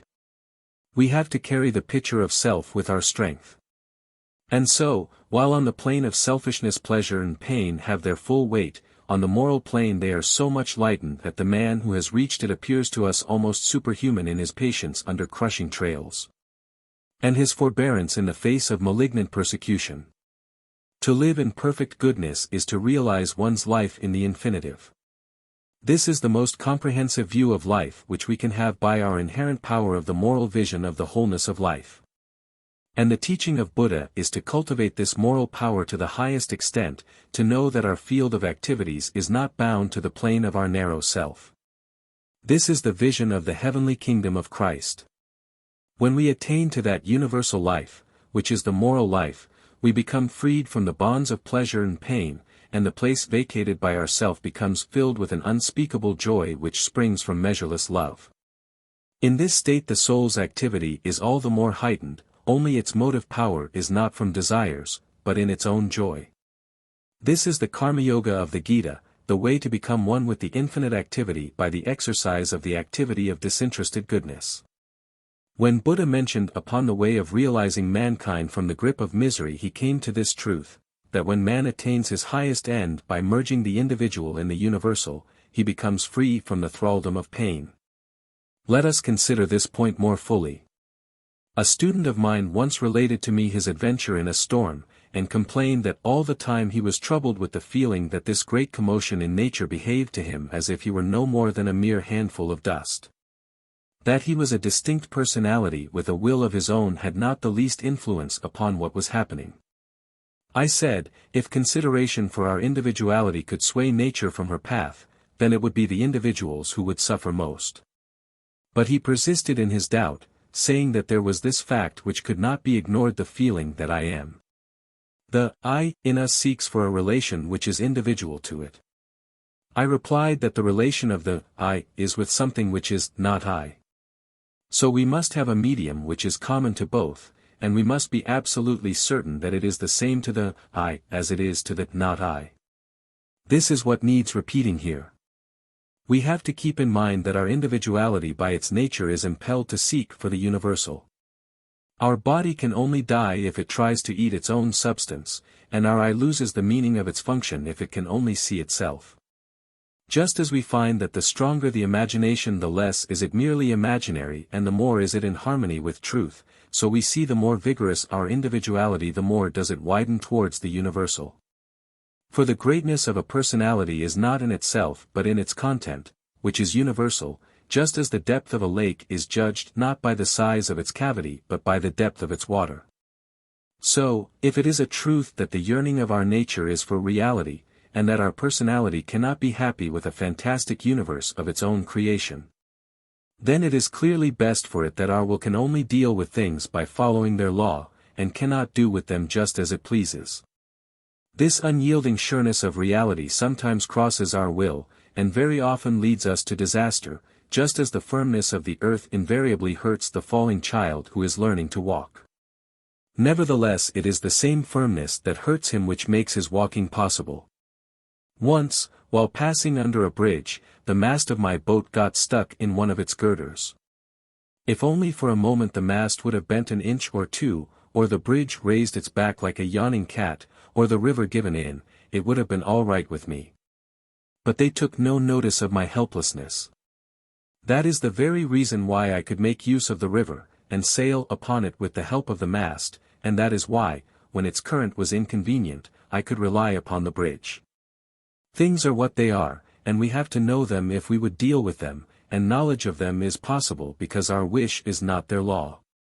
This knowledge is a joy to us, for the knowledge is one of the channels of our relation with the things outside us, it is making them our own, and thus widening the limit of ourself. At every step we have to take into account others than ourselves. For only in death are we alone. A poet is a true poet when he can make his personal idea joyful to all men, which he could not do if he had not a medium common to all his audience. This common language has its own law which the poet must discover and follow, by doing which he becomes true and attains poetical immortality. We see then that man's individuality is not his highest truth, there is that in him which is universal. If he were made to live in a world where his own self was the only factor to consider, then that would be the worst prison imaginable to him, for man's deepest joy is in growing greater and greater by more and more union with the All. This, as we have seen, would be an impossibility if there were no law common to all. Only by discovering the law and following it, do we become great, do we realize the universal. While, so long as our individual desires are at conflict with the universal law, we suffer pain and are futile. There was a time when we prayed for special concessions, we expected that the laws of nature should be held in abeyance for our own convenience. But now we know better. We know that law cannot be set aside, and in this knowledge we have become strong. For this law is not something apart from us, it is our own. The universal power which is manifested in the universal law is one with our own power. It will thwart us where we are small, where we are against the current of things, but it will help us where we are great, where we are in unison with the all.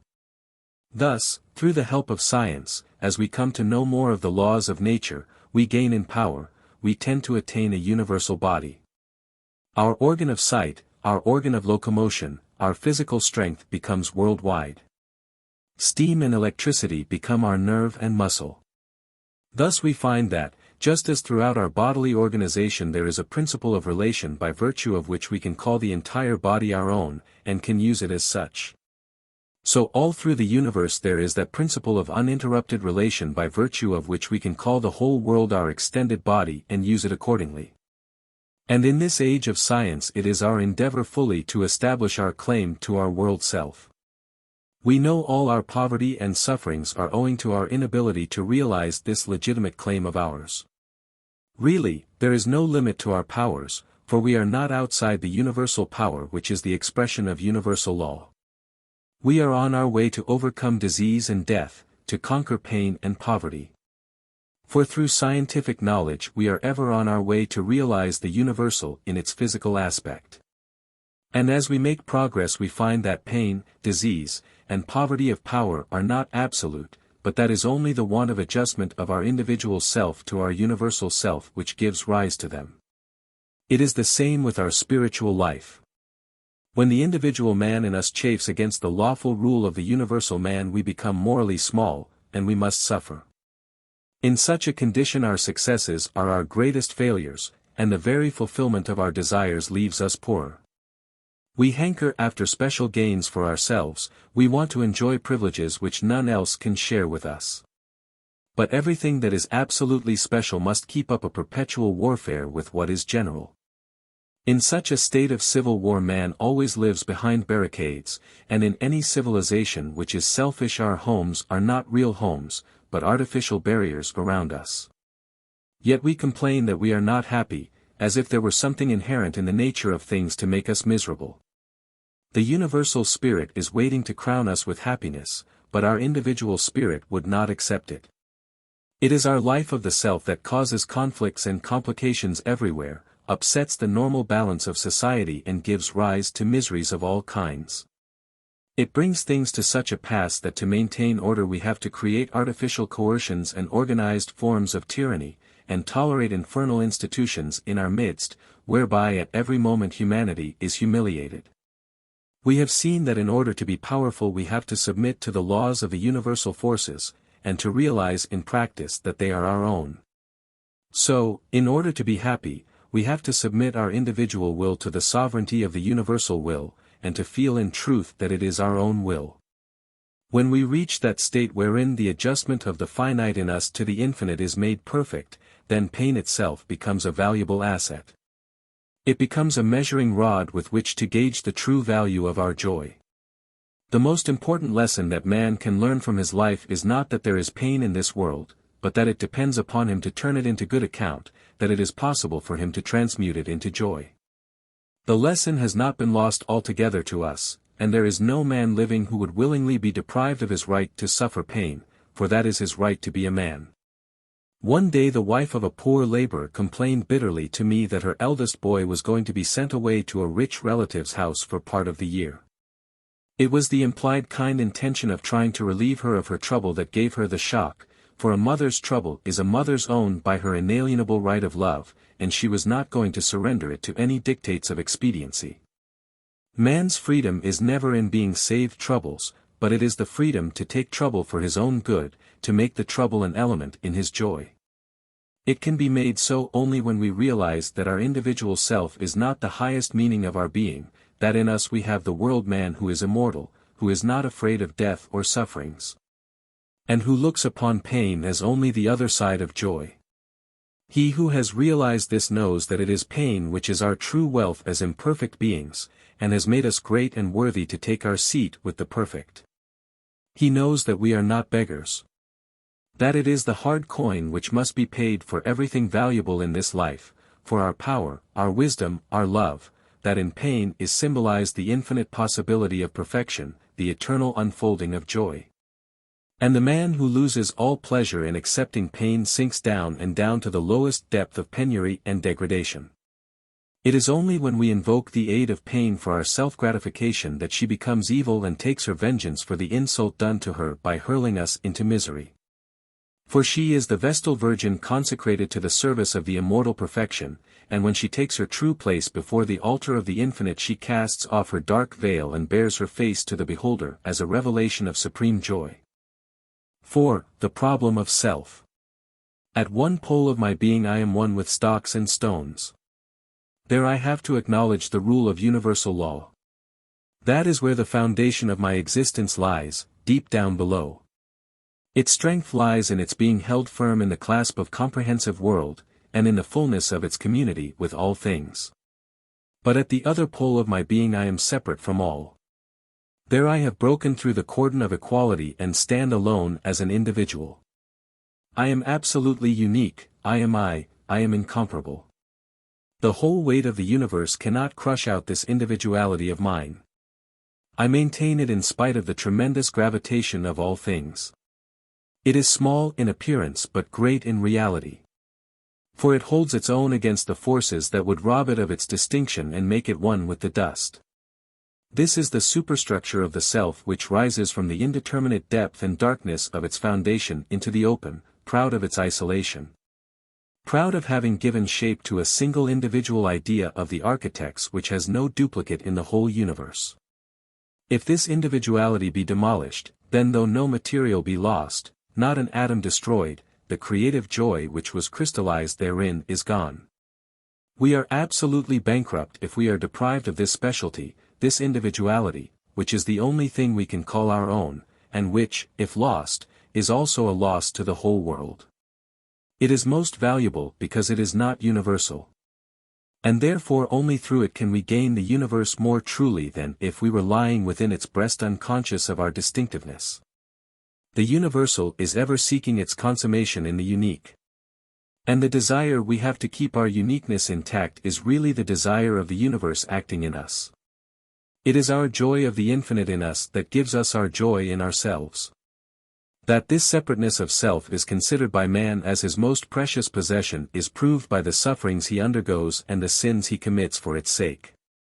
But the consciousness of separation has come from the eating of the fruit of knowledge. It has led man to shame and crime and death. Yet it is dearer to him than any paradise where the self lies, securely slumbering in perfect innocence in the womb of Mother Nature. It is a constant striving and suffering for us to maintain the separateness of this self of ours. And in fact it is this suffering which measures its value. One side of the value is sacrifice, which represents how much the cost has been. The other side of it is the attainment, which represents how much has been gained. If the self meant nothing to us but pain and sacrifice, it could have no value for us, and on no account would we willingly undergo such sacrifice. In such case there could be no doubt at all that the highest object of humanity would be the annihilation of self. But if there is a corresponding gain, if it does not end in a void but in a fullness, then it is clear that its negative qualities, its very sufferings and sacrifices, make it all the more precious. That it is so has been proved by those who have realized the positive significance of self, and have accepted its responsibilities with eagerness and undergone sacrifices without flinching. With the foregoing introduction it will be easy for me to answer the question once asked by one of my audience as to whether the annihilation of self has not been held by India as the supreme goal of humanity. In the first place we must keep in mind the fact that man is never literal in the expression of his ideas, except in matters most trivial. Very often man's words are not a language at all, but merely a vocal gesture of the dumb. They may indicate, but do not express his thoughts. The more vital his thoughts, the more have his words to be explained by the context of his life. Those who seek to know his meaning by the aid of the dictionary only technically reach the house, for they are stopped by the outside wall and find no entrance to the hall. This is the reason why the teachings of our greatest prophets give rise to endless disputations when we try to understand them by following their words and not be realizing them in our own lives.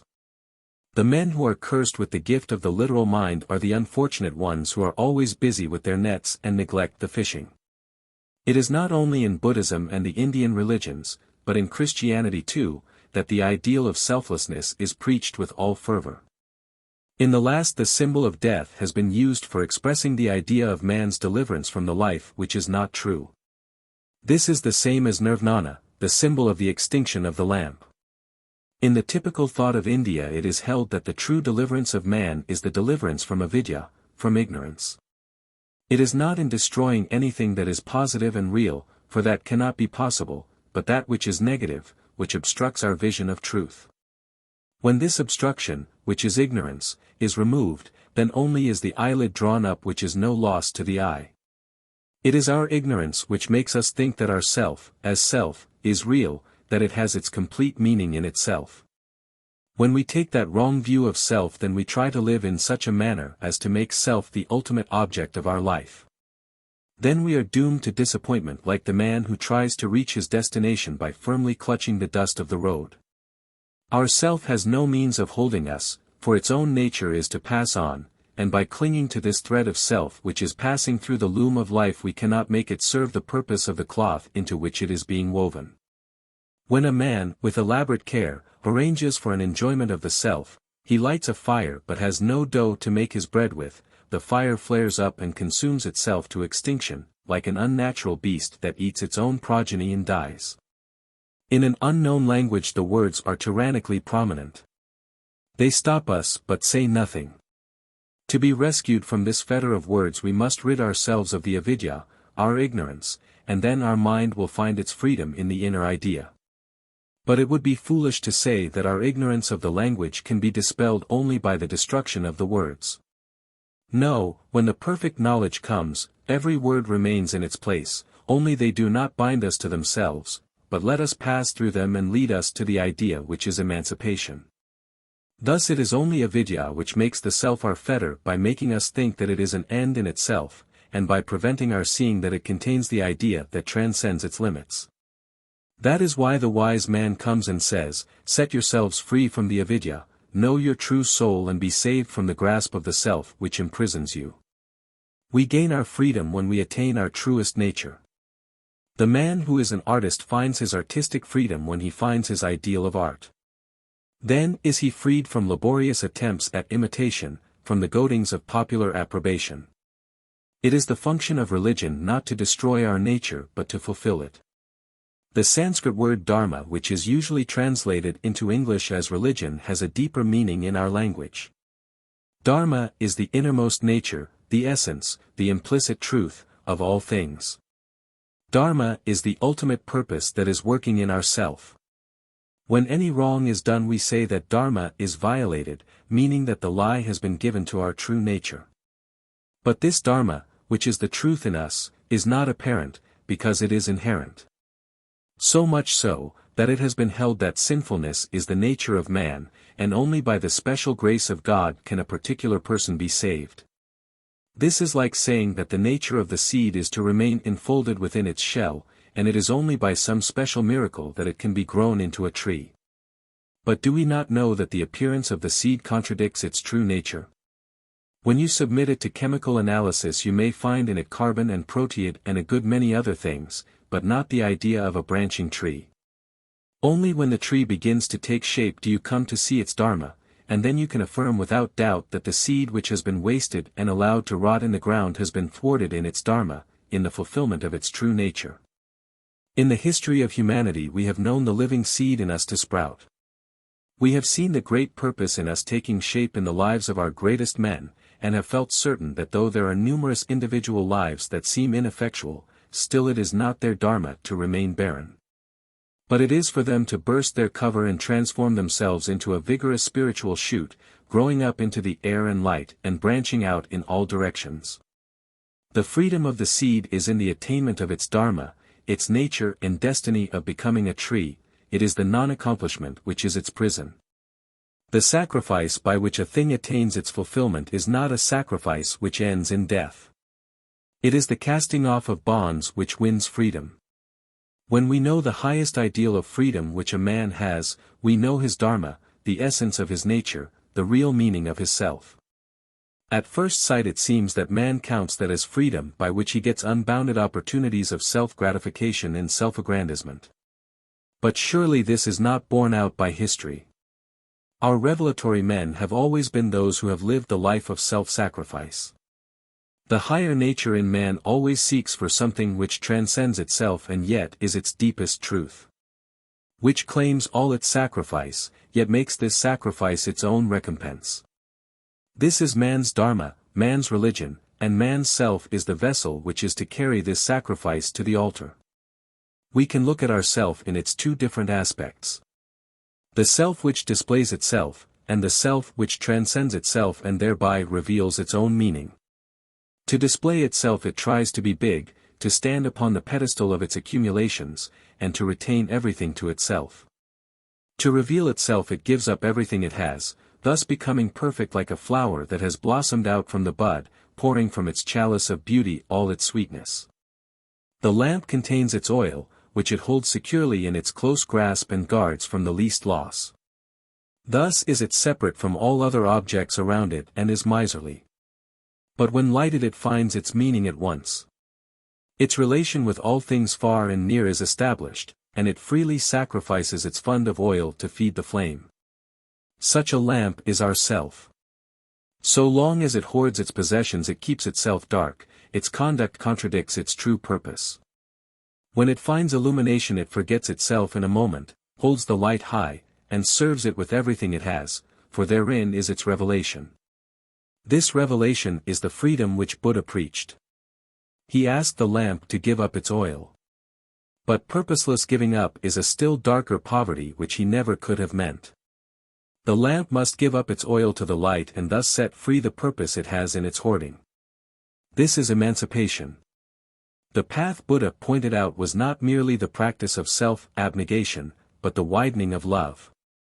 And therein lies the true meaning of Buddha's preaching. When we find that the state of nirvana preached by Buddha is through love, then we know for certain that nirvana is the highest culmination of love. For love is an end unto itself. Everything else raises the question, why? In our mind, and we require a reason for it. But when we say, I love, then there is no room for the why, it is the final answer in itself. Doubtless, even selfishness impels one to give away. But the selfish man does it on compulsion. That is like plucking fruit when it is unripe, you have to tear it from the tree and bruise the branch. But when a man loves, giving becomes a matter of joy to him, like the tree's surrender of the ripe fruit. All our belongings assume a weight by the ceaseless gravitation of our selfish desires, we cannot easily cast them away from us. They seem to belong to our very nature, to stick to us as a second skin, and we bleed as we detach them. But when we are possessed by love, its force acts in the opposite direction. The things that closely adhere to us lose their adhesion and weight, and we find that they are not of us. Far from being a loss to give them away, we find in that the fulfillment of our being. Thus we find in perfect love the freedom of ourself. That only which is done for love is done freely, however much pain it may cause. Therefore working for love is freedom in action. This is the meaning of the teaching of disinterested work in the Gita. The Gita says action we must have, for only in action do we manifest our nature. But this manifestation is not perfect so long as our action is not free. In fact, our nature is obscured by work done by the compulsion of want or fear. The mother reveals herself in the service of her children, so our true freedom is not the freedom from action but freedom in action, which can only be attained in the work of love. God's manifestation is in his work of creation, and it is said in the Upanishad, knowledge, power, and action are of his nature 35, they are not imposed upon him from outside. Therefore his work is his freedom, and in his creation he realizes himself. The same thing is said elsewhere in other words, from joy does spring all this creation, by joy is it maintained, towards joy does it progress, and into joy does it enter. 36 It means that God's creation has not its source in any necessity, it comes from His fullness of joy, it is His love that creates, therefore in creation is His own revealment. The artist who has a joy in the fullness of his artistic idea objectifies it and thus gains it more fully by holding it afar. It is joy which detaches ourselves from us, and then gives it form in creations of love in order to make it more perfectly our own. Hence there must be this separation, not a separation of repulsion but a separation of love. Repulsion has only the one element, the element of severance. But love has two, the element of severance, which is only an appearance, and the element of union which is the ultimate truth. Just as when the father tosses his child up from his arms it has the appearance of rejection but its truth is quite the reverse. So we must know that the meaning of our self is not to be found in its separateness from God and others, but in the ceaseless realization of yoga, of union. Not on the side of the canvas where it is blank, but on the side where the picture is being painted. This is the reason why the separateness of our self has been described by our philosophers as Maya, as an illusion, because it has no intrinsic reality of its own. It looks perilous. It raises its isolation to a giddy height and casts a black shadow upon the fair face of existence. From the outside it has an aspect of a sudden disruption, rebellious and destructive, it is proud, domineering and wayward. It is ready to rob the world of all its wealth to gratify its craving of a moment, to pluck with a reckless, cruel hand all the plumes from the divine bird of beauty to deck its ugliness for a day. Indeed man's legend has it that it bears the black mark of disobedience stamped on its forehead forever, but still all this Maya, envelopment of avidya, it is the mist, it is not the sun, it is the black smoke that presages the fire of love.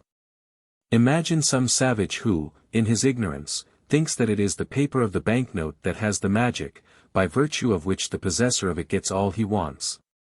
He piles up the papers, hides them, handles them in all sorts of absurd ways, and then at last, wearied by his efforts, comes to the sad conclusion that they are absolutely worthless, only fit to be thrown into the fire. But the wise man knows that the paper of the banknote is all Maya, and until it is given up to the bank it is futile. It is only avidya, our ignorance, that makes us believe that the separateness of our self like the paper of the banknote is precious in itself, and by acting on this belief our self is rendered valueless. It is only when the avidya is removed that this very self comes to us with a wealth which is priceless. For he manifests himself in forms which his joy assumes. 37 These forms are separate from him, and the value that these forms have is only what his joy has imparted to them. When we transfer back these forms into that original joy, which is love, then we cash them in the bank and we find their truth. When pure necessity drives man to his work it takes an accidental and contingent character, it becomes a mere makeshift arrangement, it is deserted and left in ruins when necessity changes its course. But when his work is the outcome of joy, the forms that it takes have the elements of immortality. The immortal in man imparts to it its own quality of permanence. Our self, as a form of God's joy, is deathless. For his joy is amritham, eternal. This it is in us which makes us skeptical of death, even when the fact of death cannot be doubted. In reconcilement of this contradiction in us we come to the truth that in the dualism of death and life there is a harmony. We know that the life of a soul, which is finite in its expression and infinite in its principle, must go through the portals of death in its journey to realize the infinite. It is death which is monistic, it has no life in it. But life is dualistic, it has an appearance as well as truth, and death is that appearance, that Maya, which is an inseparable companion to life.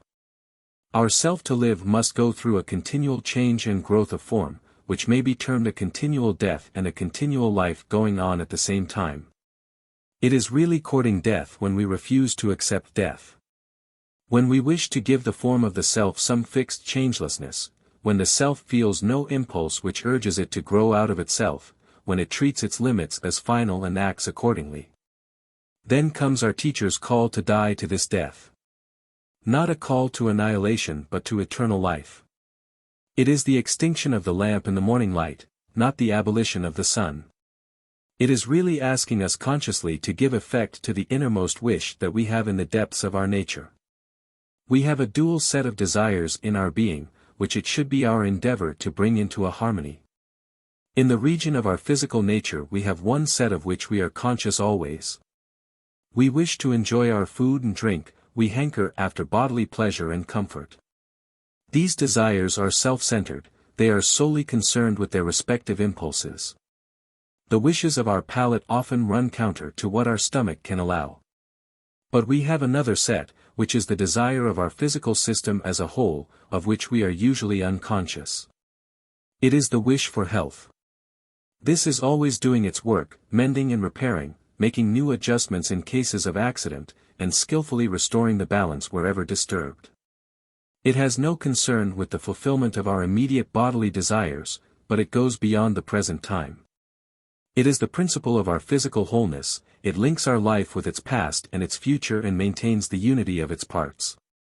He who is wise knows it, and makes his other physical wishes harmonize with it. We have a greater body which is the social body. Society is an organism, of which we as parts have our individual wishes. We want our own pleasure and license. We want to pay less and gain more than anybody else. This causes scramblings and fights. But there is that other wish in us which does its work in the depths of the social being. It is the wish for the welfare of the society. It transcends the limits of the present and the personal. It is on the side of the infinite. He who is wise tries to harmonize the wishes that seek for self-gratification with the wish for the social good, and only thus can he realize his higher self. In its finite aspect the self is conscious of its separateness, and there it is ruthless in its attempt to have more distinction than all others. But in its infinite aspect its wish is to gain that harmony which leads to its perfection and not its mere aggrandizement. The emancipation of our physical nature is in attaining health, of our social being in attaining goodness, and of ourself in attaining love. This last is what Buddha describes as extinction, the extinction of selfishness, which is the function of love, and which does not lead to darkness but to illumination. This is the attainment of Bodhi, or the true awakening. It is the revealing in us of the infinite joy by the light of love. The passage of our self is through its selfhood, which is independent, to its attainment of soul, which is harmonious. This harmony can never be reached through compulsion. So our will, in the history of its growth, must come through independence and rebellion to the ultimate completion. We must have the possibility of the negative form of freedom, which is license, before we can attain the positive freedom, which is love. This negative freedom, the freedom of self-will, can turn its back upon its highest realization, but it cannot cut itself away from it altogether, for then it will lose its own meaning. Our self-will has freedom up to a certain extent.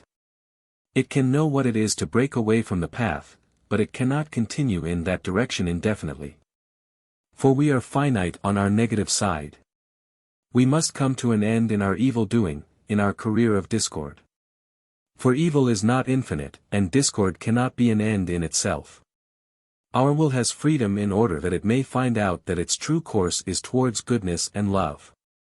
For goodness and love are infinite, and only in the infinite is the perfect realization of freedom possible. So our will can be free not towards the limitations of ourself, not where it is maya and negation, but towards the unlimited, where is truth and love.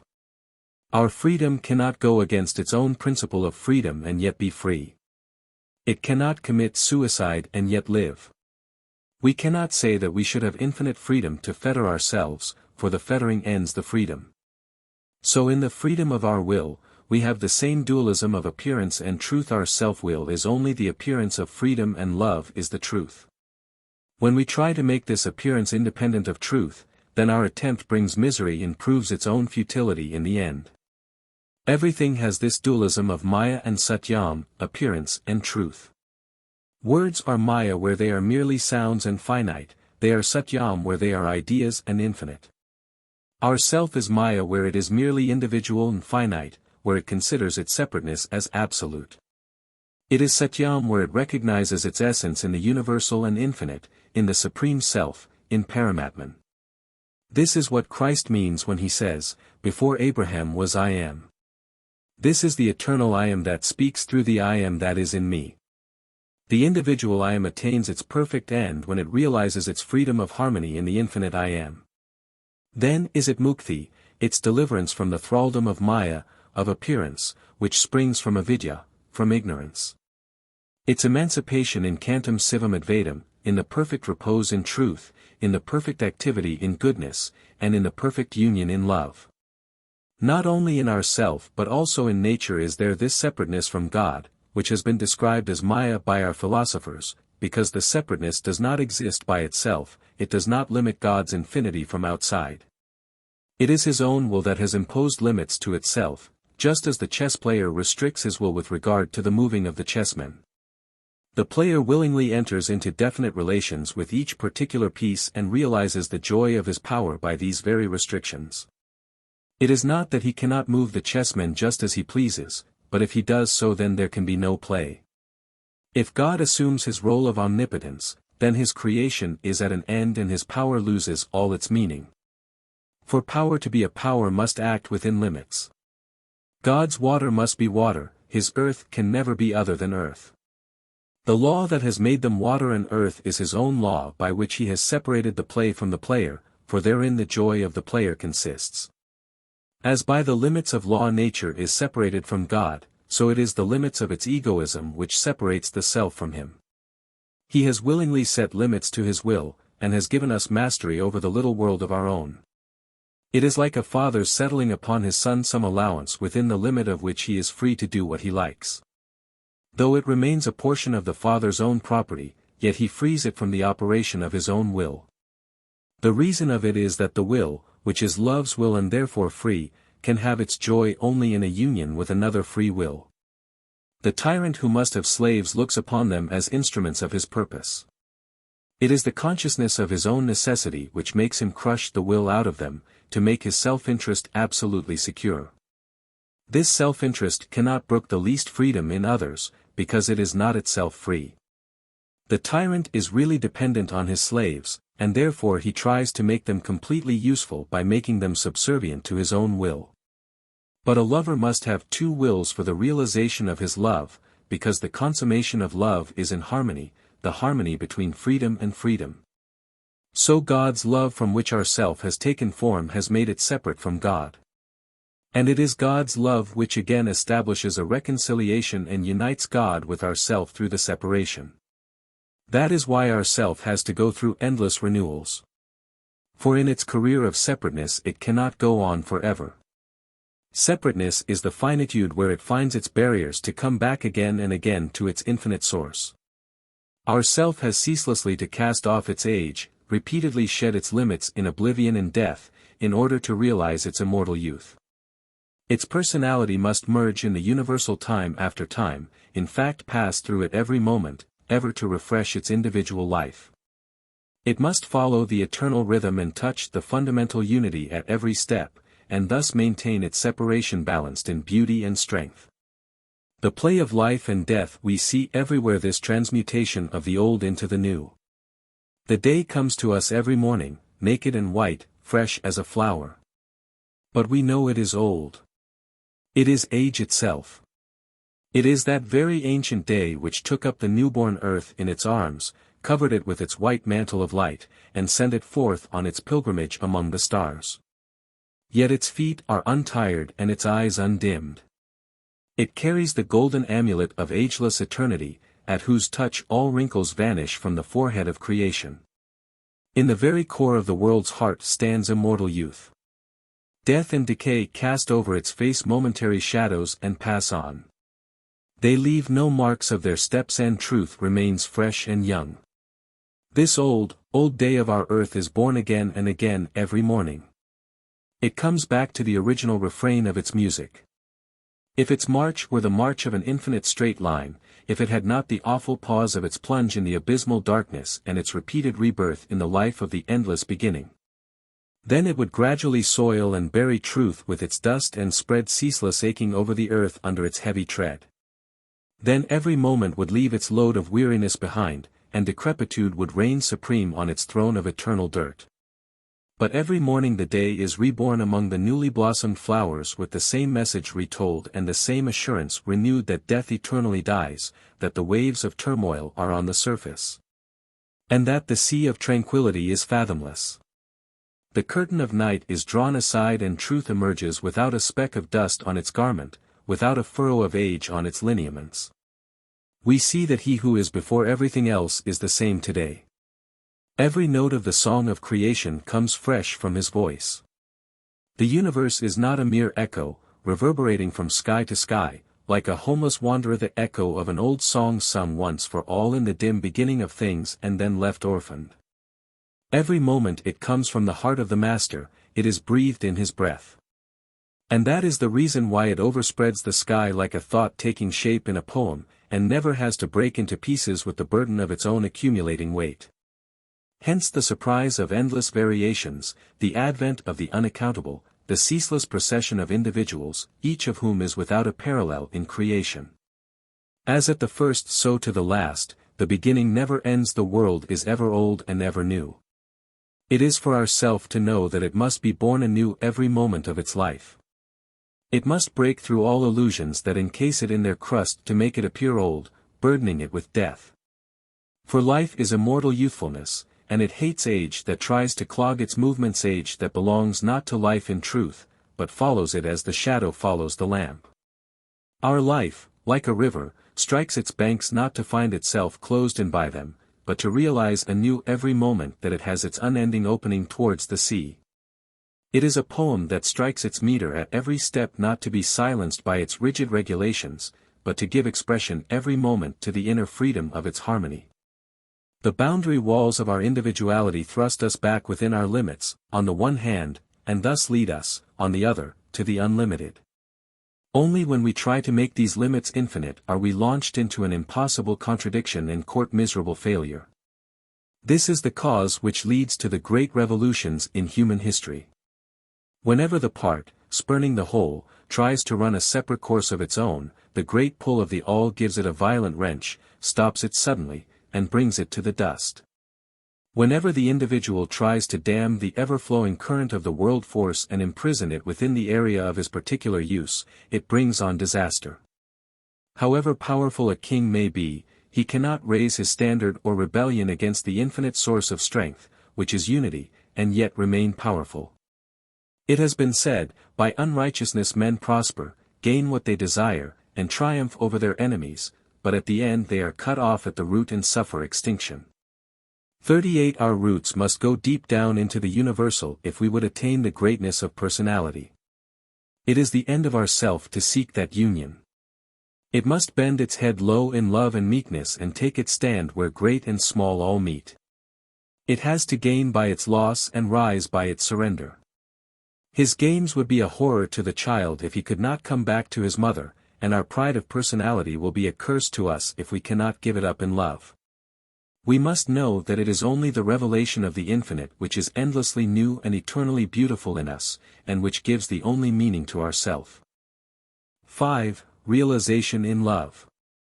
We come now to the eternal problem of coexistence of the infinite and the finite, of the Supreme Being and our soul. There is a sublime paradox that lies at the root of existence. We never can go round it, because we never can stand outside the problem and weigh it against any other possible alternative. But the problem exists in logic only, in reality it does not offer us any difficulty at all. Logically speaking, the distance between 2 points, however near, may be said to be infinite because it is infinitely divisible. But we do cross the infinite at every step, and meet the eternal in every second. Therefore some of our philosophers say there is no such thing as finitude, it is but a maya, an illusion. The real is the infinite, and it is only maya, the unreality, which causes the appearance of the finite. But the word maya is a mere name, it is no explanation.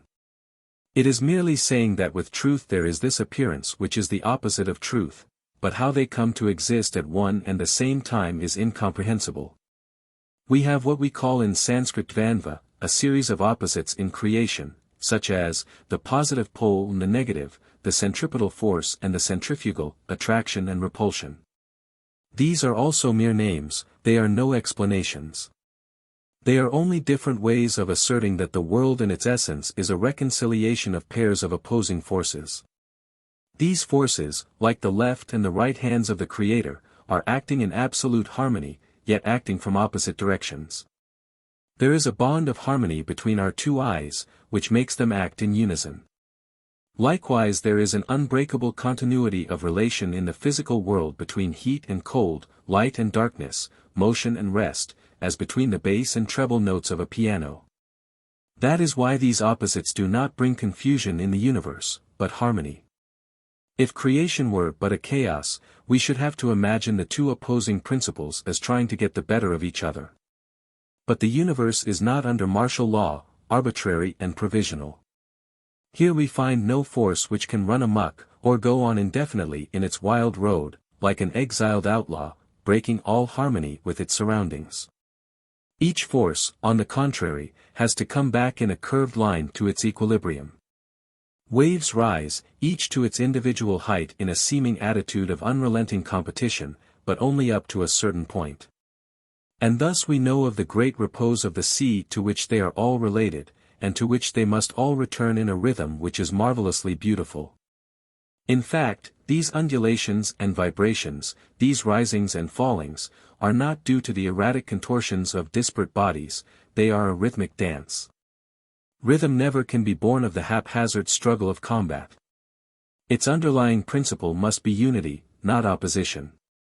This principle of unity is the mystery of all mysteries. The existence of a duality at once raises a question in our minds, and we seek its solution in the one. When at last we find a relation between these two, and thereby see them as one in essence, we feel that we have come to the truth. And then we give utterance to this most startling of all paradoxes, that the one appears as many, that the appearance is the opposite of truth and yet is inseparably related to it. Curiously enough, there are men who lose that feeling of mystery, which is at the root of all our delights, when they discover the uniformity of law among the diversity of nature. As if gravitation is not more of a mystery than the fall of an apple, as if the evolution from one scale of being to the other is not something which is even more shy of explanation than a succession of creations. The trouble is that we very often stop at such a law as if it were the final end of our search, and then we find that it does not even begin to emancipate our spirit. It only gives satisfaction to our intellect, and as it does not appeal to our whole being it only deadens in us the sense of the infinite. A great poem, when analyzed, is a set of detached sounds.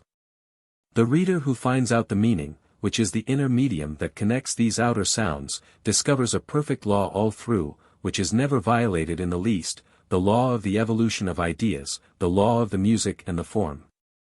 But law in itself is a limit. It only shows that whatever is can never be otherwise. When a man is exclusively occupied with the search for the links of causality, his mind succumbs to the tyranny of law in escaping from the tyranny of facts. In learning a language, when from mere words we reach the laws of words we have gained a great deal. But if we stop at that point, and only concern ourselves with the marvels of the formation of a language, seeking the hidden reason of all its apparent caprices, we do not reach the end, for grammar is not literature, prosody is not a poem. When we come to literature we find that though it conforms to rules of grammar it is yet a thing of joy, it is freedom itself. The beauty of a poem is bound by strict laws, yet it transcends them.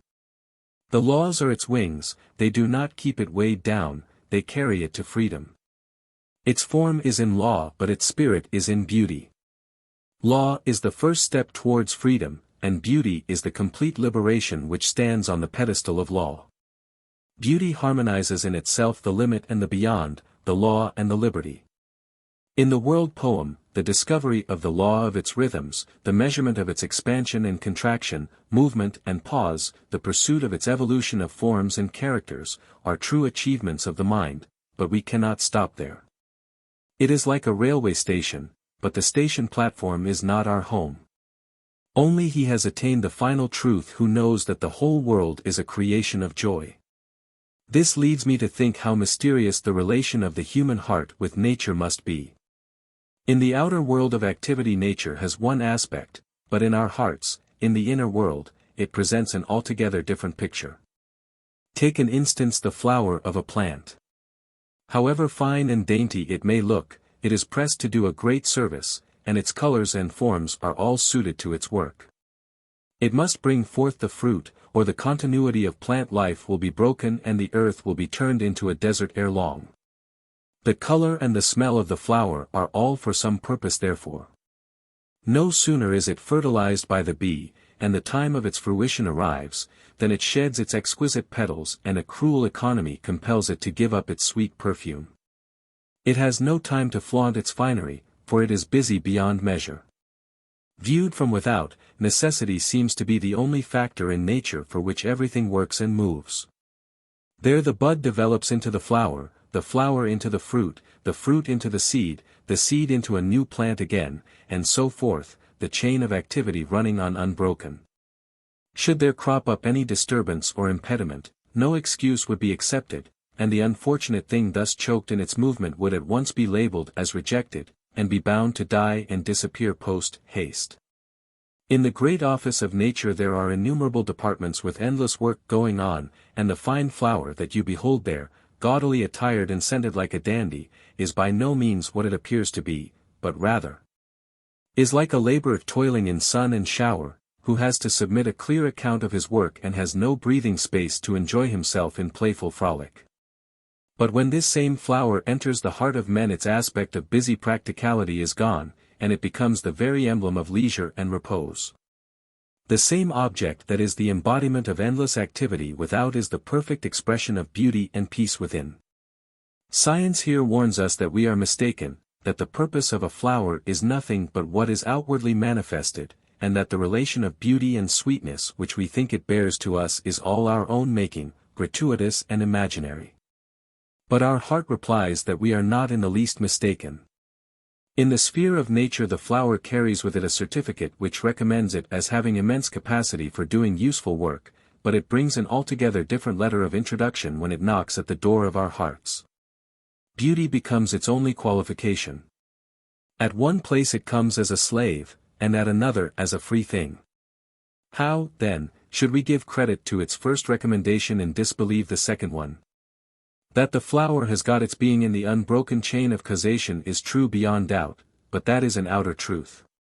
The inner truth is, verily from the everlasting joy do all objects have their birth. 39. A flower, therefore, has not its only function in nature, but has another great function to exercise in the mind of man. And what is that function?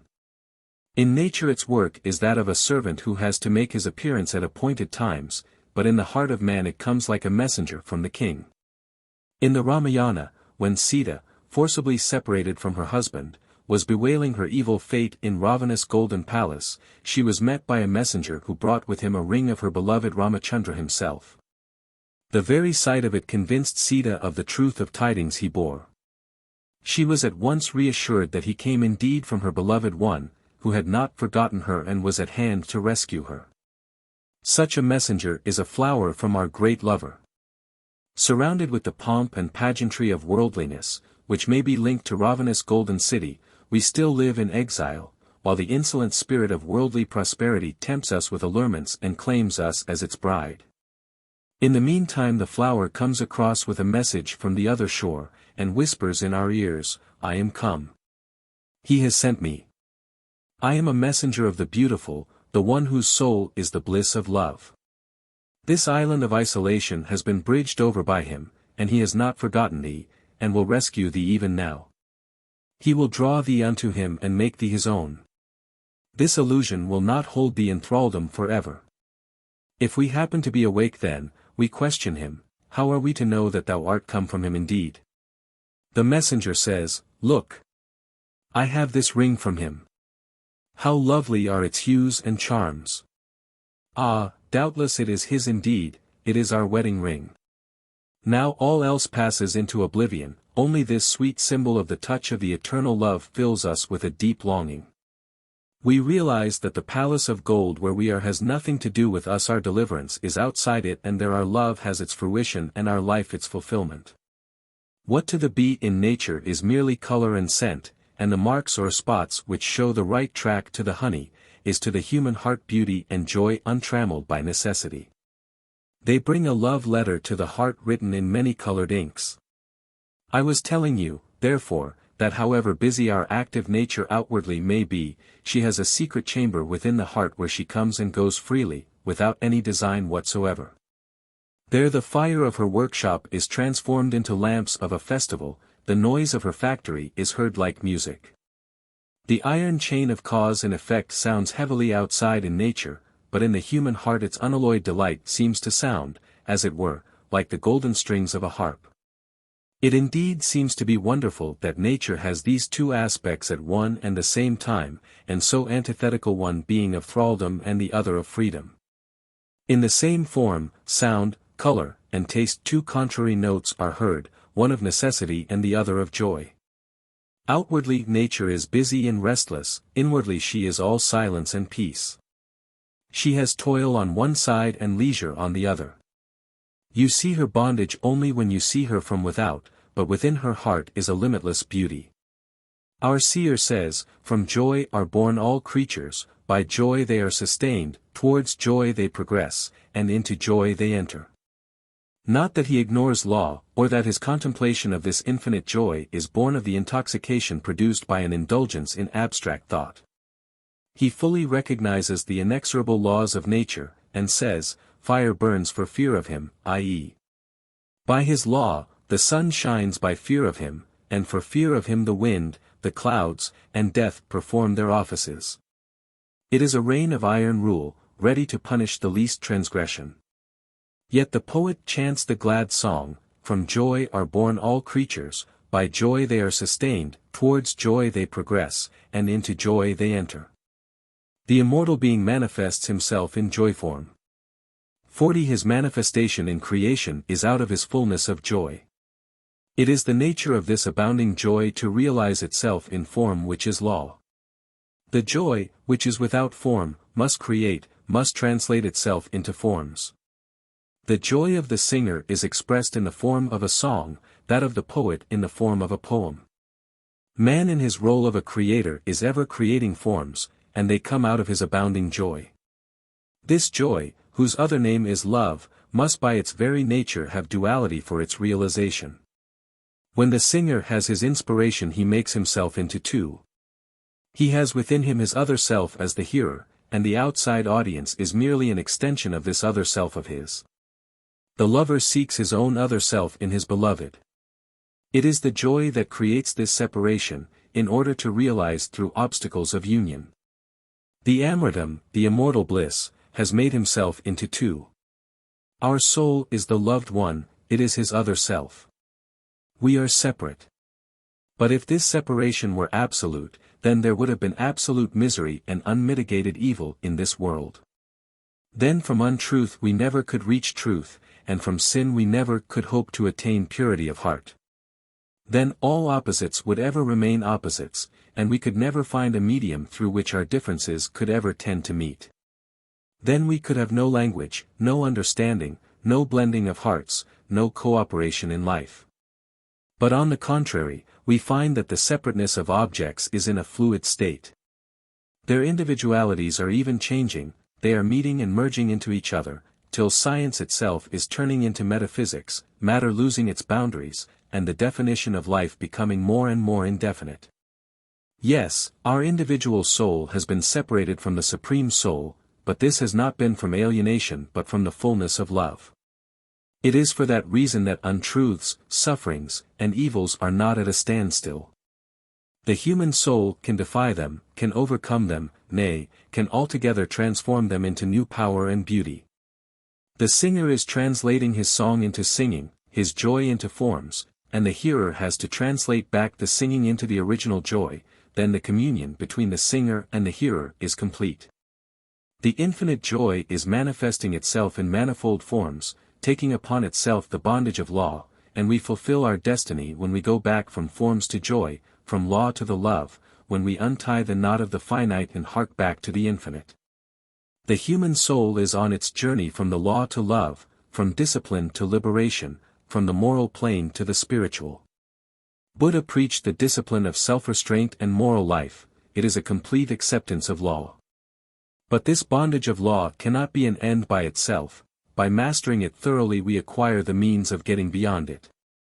It is going back to Brahma, to the infinite love, which is manifesting itself through the finite forms of law. Buddha names it Brahmavihara, the joy of living in Brahma. He who wants to reach this stage, according to Buddha, shall deceive none, entertain no hatred for anybody, and never wish to injure through anger.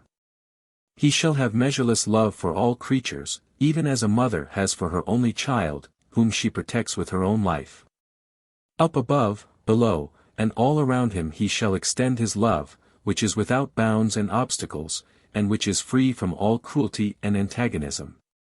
While standing, sitting, walking, lying down, till he fall asleep, he shall keep his mind active in this exercise of universal goodwill. Want of love is a degree of callousness, for love is the perfection of consciousness. We do not love because we do not comprehend, or rather we do not comprehend because we do not love. For love is the ultimate meaning of everything around us. It is not a mere sentiment, it is truth, it is the joy that is at the root of all creation. It is the white light of pure consciousness that emanates from Brahma. So, to be one with this Sarvanabhu, this all-feeling being who is in the external sky, as well as in our inner soul, we must attain to that summit of consciousness. Which is love. Who could have breathed or moved if the sky were not filled with joy, with love? 41 It is through the heightening of our consciousness into love, and extending it all over the world, that we can attain Brahmavihara, communion with this infinite joy. Love spontaneously gives itself in endless gifts. But these gifts lose their fullest significance if through them we do not reach that love, which is the giver. To do that, we must have love in our own heart. He who has no love in him values the gifts of his lover only according to their usefulness. But utility is temporary and partial. It can never occupy our whole being. What is useful only touches us at the point where we have some want. When the want is satisfied, utility becomes a burden if it still persists. On the other hand, a mere token is of permanent worth to us when we have love in our heart. For it is not for any special use. It is an end in itself. It is for our whole being and therefore can never tire us. The question is, in what manner do we accept this world, which is a perfect gift of joy? Have we been able to receive it in our heart where we keep enshrined things that are of deathless value to us? We are frantically busy making use of the forces of the universe to gain more and more power. We feed and we clothe ourselves from its stores, we scramble for its riches, and it becomes for us a field of fierce competition. But were we born for this, to extend our proprietary rights over this world and make of it a marketable commodity? When our whole mind is bent only upon making use of this world it loses for us its true value. We make it cheap by our sordid desires. And thus to the end of our days we only try to feed upon it and miss its truth, just like the greedy child who tears leaves from a precious book and tries to swallow them. In the lands where cannibalism is prevalent man looks upon man as his food. In such a country civilization can never thrive, for there man loses his higher value and is made common indeed. But there are other kinds of cannibalism, perhaps not so gross, but not less heinous, for which one need not travel far. In countries higher in the scale of civilization we find sometimes man looked upon as a mere body, and he is bought and sold in the market by the price of his flesh only.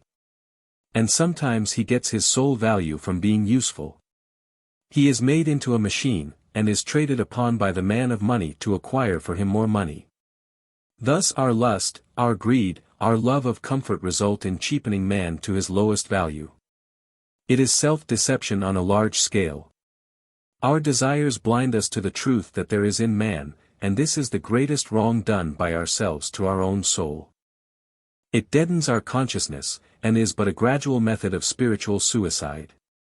It produces ugly sores in the body of civilization, gives rise to its hovels and brothels, its vindictive penal codes, its cruel prison systems.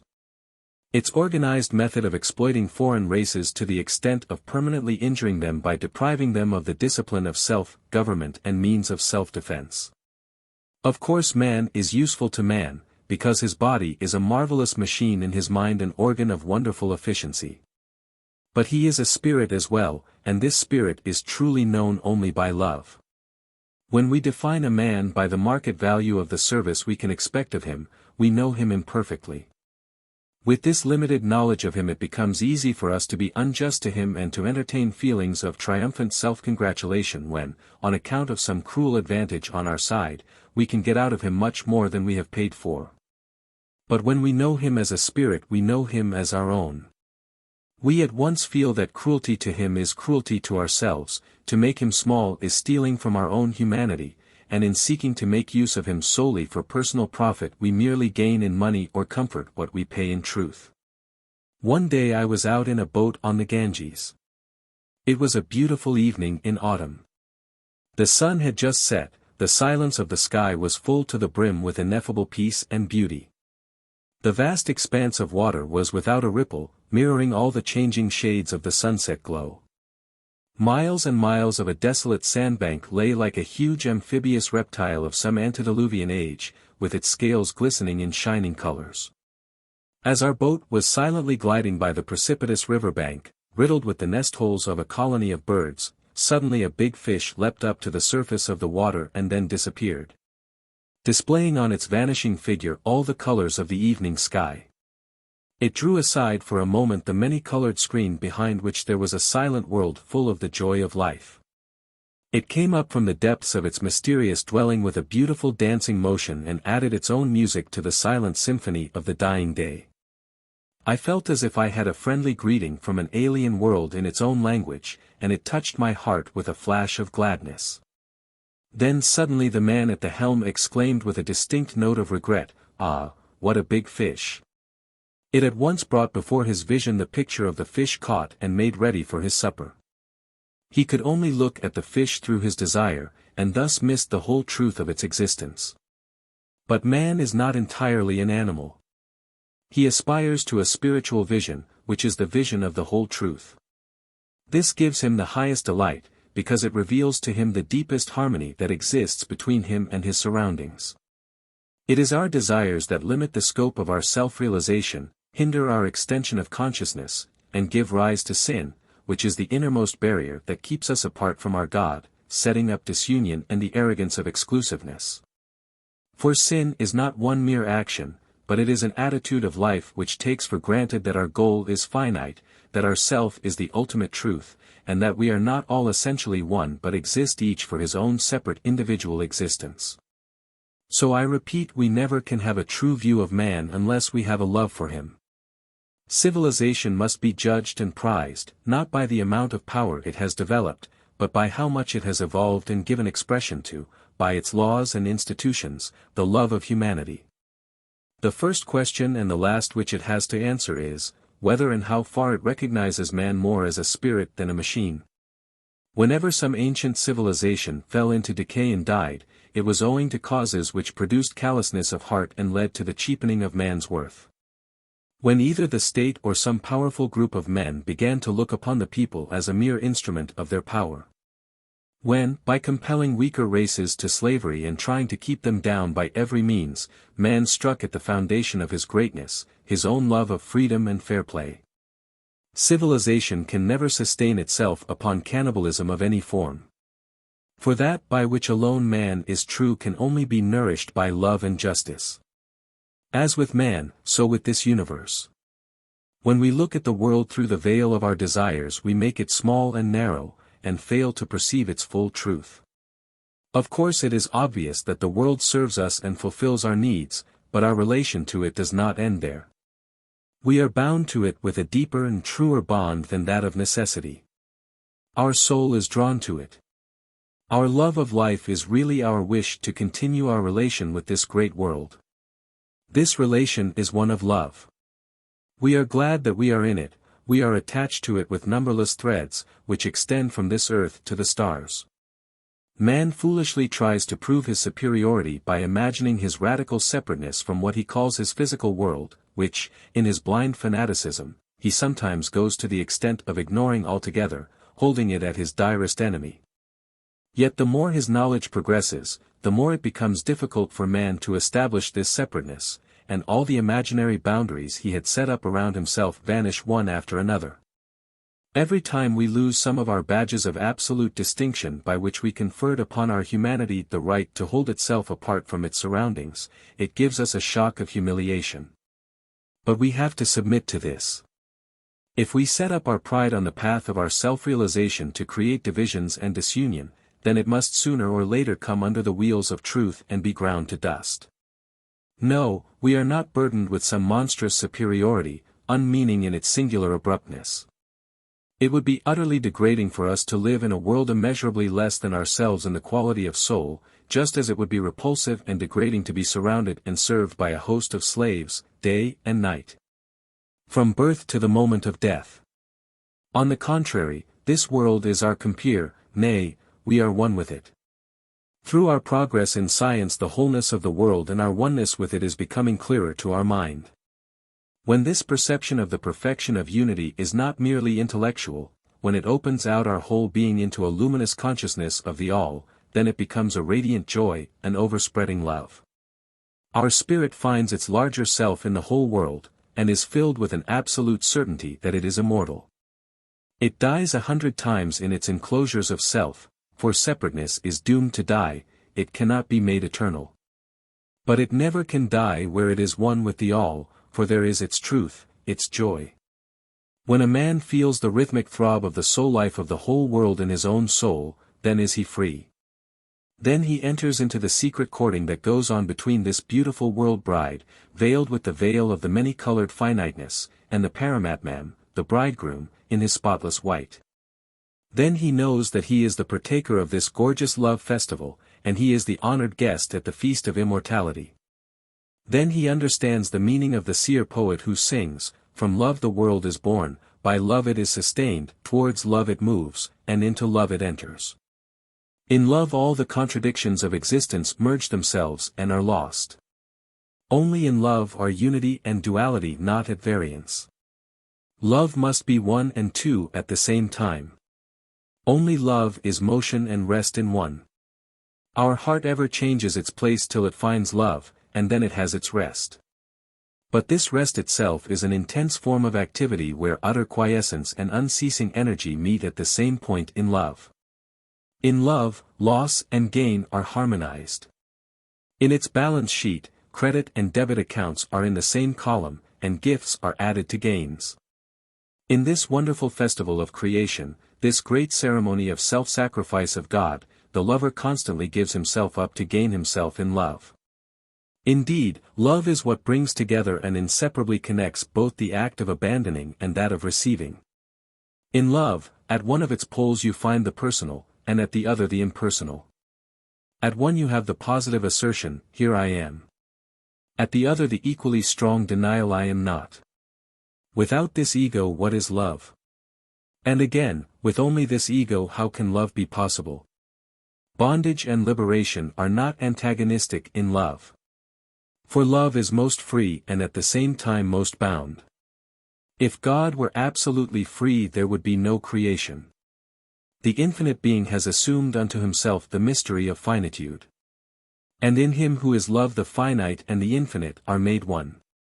Similarly, when we talk about the relative values of freedom and non-freedom, it becomes a mere play of words.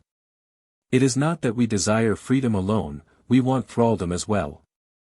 It is the high function of love to welcome all limitations and to transcend them.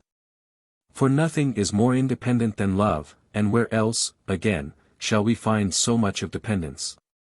In love, thraldom is as glorious as freedom.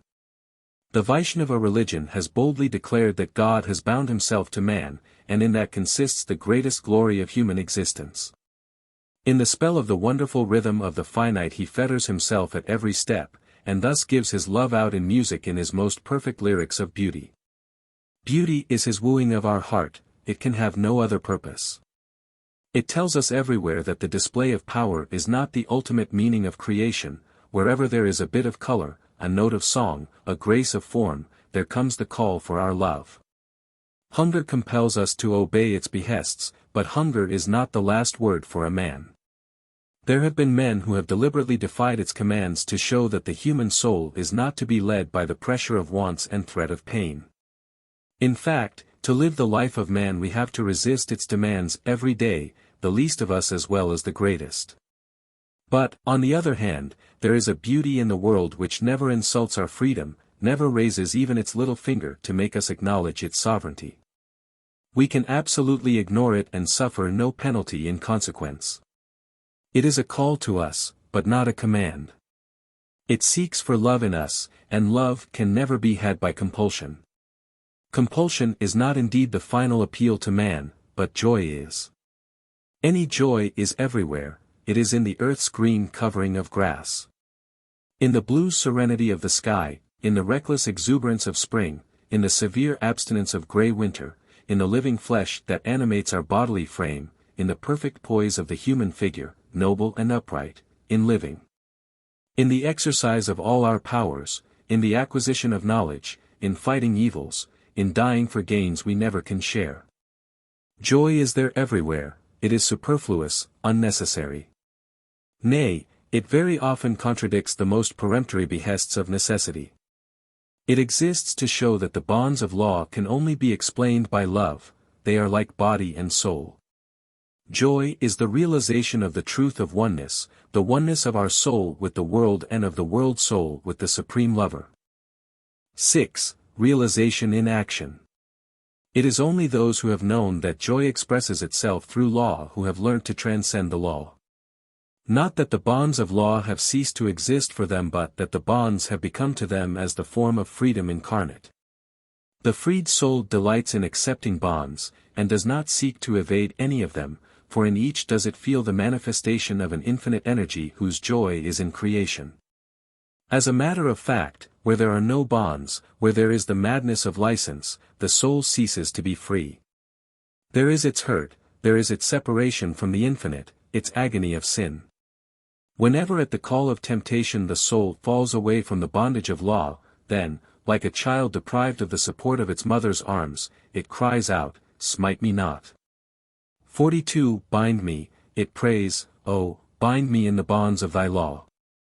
Bind me within and without, hold me tight, let me in the clasp of thy law be bound up together with thy joy, protect me by thy firm hold from the deadly laxity of sin.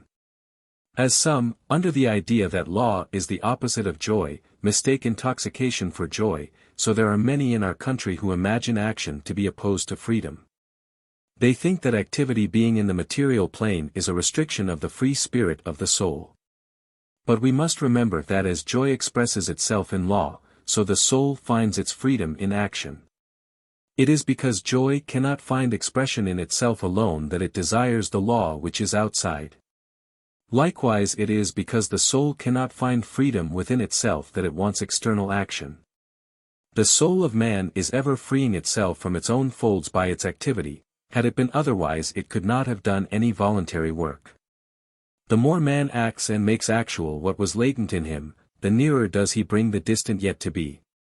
In that actualization man is ever making himself more and yet more distinct, and seeing himself clearly under newer and newer aspects in the midst of his varied activities, in the state, in society.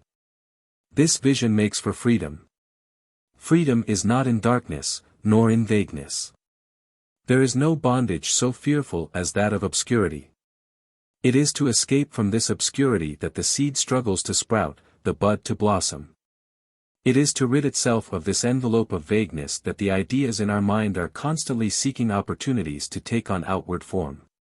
In the same way our soul, in order to release itself from the mist of indistinctness and come out into the open, is continually creating for itself fresh fields of action, and is busy contriving new forms of activity, even such as are not needful for the purposes of its earthly life. And why? Because it wants freedom. It wants to see itself, to realize itself. When man cuts down the pestilential jungle and makes unto himself a garden, the beauty that he thus sets free from within its enclosure of ugliness is the beauty of his own soul, without giving it this freedom outside. He cannot make it free within. When he implants law and order in the midst of the waywardness of society, the good which he sets free from the obstruction of the bad is the goodness of his own soul, without being thus made free outside it cannot find freedom within. Thus is man continually engaged in setting free in action his powers, his beauty, his goodness, his very soul. And the more he succeeds in so doing, the greater does he see himself to be, the broader becomes the field of his knowledge of self. The Upanishad says, "In the midst of activity alone wilt thou desire to live 100 years." 43 It is the saying of those who had amply tasted of the joy of the soul. Those who have fully realized the soul have never talked in mournful accents of the sorrowfulness of life or of the bondage of action. They are not like the weakling flower whose stem hold is so light that it drops away before attaining fruition.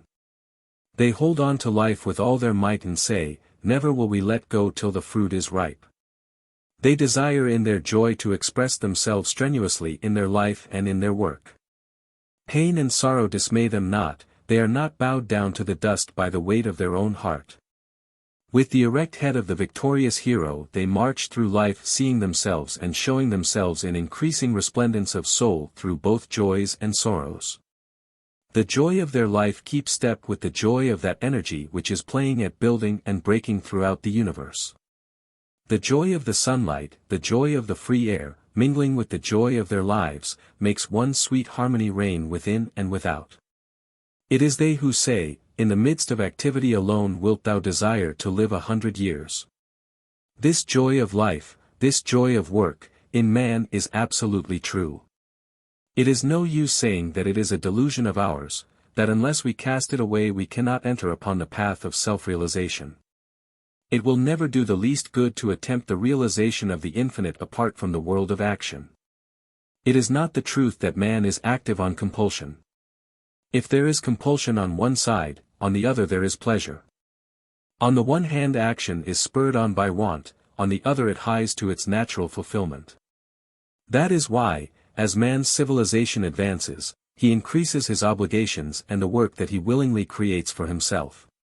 One should have thought that nature had given him quite enough to do to keep him busy, in fact that it was working him to death with the lash of hunger and thirst, but no.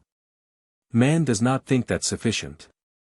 He cannot rest content with only doing the work that nature prescribes for him in common with the birds and beasts. He needs must surpass all, even in activity. No creature has to work so hard as man. He has been impelled to contrive for himself a vast field of action in society, and in this field he is for every building up and pulling down, making and unmaking laws, piling up heaps of material, and incessantly thinking, seeking and suffering. In this field he has fought his mightiest battles, gained continual new life, made death glorious, and, far from evading troubles, has willingly and continually taken up the burden of fresh trouble. He has discovered the truth that he is not complete in the cage of his immediate surroundings, that he is greater than his present, and that while to stand still in one place may be comforting, the arrest of life destroys his true function and the real purpose of his existence. This Mahati Vinashta, this great destruction he cannot bear, and accordingly he toils and suffers in order that he may gain in stature by transcending his present, in order to become that which he yet is not. In this travail is man's glory, and it is because he knows it, that he has not sought to circumscribe his field of action, but is constantly occupied in extending the bounds. Sometimes he wanders so far that his work tends to lose its meaning, and his rushings to and fro create fearful eddies round different centers, eddies of self-interest, of pride, of power. Still, so long as the strength of the current is not lost, there is no fear, the obstructions and the dead accumulations of his activity are dissipated and carried away, the impetus corrects its own mistakes. Only when the soul sleeps in stagnation do its enemies gain overmastering strength, and these obstructions become too clogging to be fought through. Hence have we been warned by our teachers that to work we must live, to live we must work. That life and activity are inseparably connected. It is very characteristic of life that it is not complete within itself, it must come out. Its truth is in the commerce of the inside and the outside. In order to live, the body must maintain its various relations with the outside light and air, not only to gain life force, but also to manifest it. Consider how fully employed the body is with its own inside activities. Its heart beat must not stop for a second, its stomach, its brain, must be ceaselessly working. Yet this is not enough, the body is outwardly restless all the while. Its life leads it to an endless dance of work and play outside. It cannot be satisfied with the circulations of its internal economy, and only finds the fulfillment of joy in its outward excursions. The same with the soul. It cannot live on its own internal feelings and imaginings. It is ever in need of external objects, not only to feed its inner consciousness but to apply itself in action, not only to receive but also to give. The real truth is, we cannot live if we divide him who is truth itself into two parts. We must abide in him within as well as without. In whichever aspect we deny him we deceive ourselves and incur a loss. Brahma has not left me, let me not leave Brahma. 44 If we say that we would realize him in introspection alone and leave him out of our external activity, that we would enjoy him by the love in our heart, but not worship him by outward ministrations. Or if we say the opposite, and overweight ourselves on one side in the journey of our life's quest, we shall alike totter to our downfall. In the great Western continent we see that the soul of man is mainly concerned with extending itself outwards, the open field of the exercise of power is its field. Its partiality is entirely for the world of extension, and it would leave aside, nay, hardly believe in that field of inner consciousness which is the field of fulfillment. It has gone so far in this that the perfection of fulfillment seems to exist for it nowhere. Its science has always talked of the never-ending evolution of the world. Its metaphysic has now begun to talk of the evolution of God himself. They will not admit that he is, they would have it that he also is becoming. They fail to realize that while the infinite is always greater than any assignable limit, it is also complete.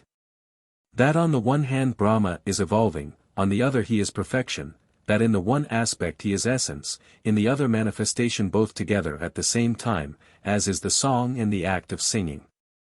This is like ignoring the consciousness of the singer and saying that only the singing is in progress, that there is no song. Doubtless we are directly aware only of the singing, and never at any one time of the song as a whole. But do we not all the time know that the complete song is in the soul of the singer? It is because of this insistence on the doing and the becoming that we perceive in the West the intoxication of power. These men seem to have determined to despoil and grasp everything by force. They would always obstinately be doing and never be done, they would not allow to death its natural place in the scheme of things, they know not the beauty of completion. In our country the danger comes from the opposite side. Our partiality is for the internal world. We would cast aside with contumely the field of power and of extension. We would realize Brahma in mediation only in his aspect of completeness, we have determined not to see him in the commerce of the universe in his aspect of evolution.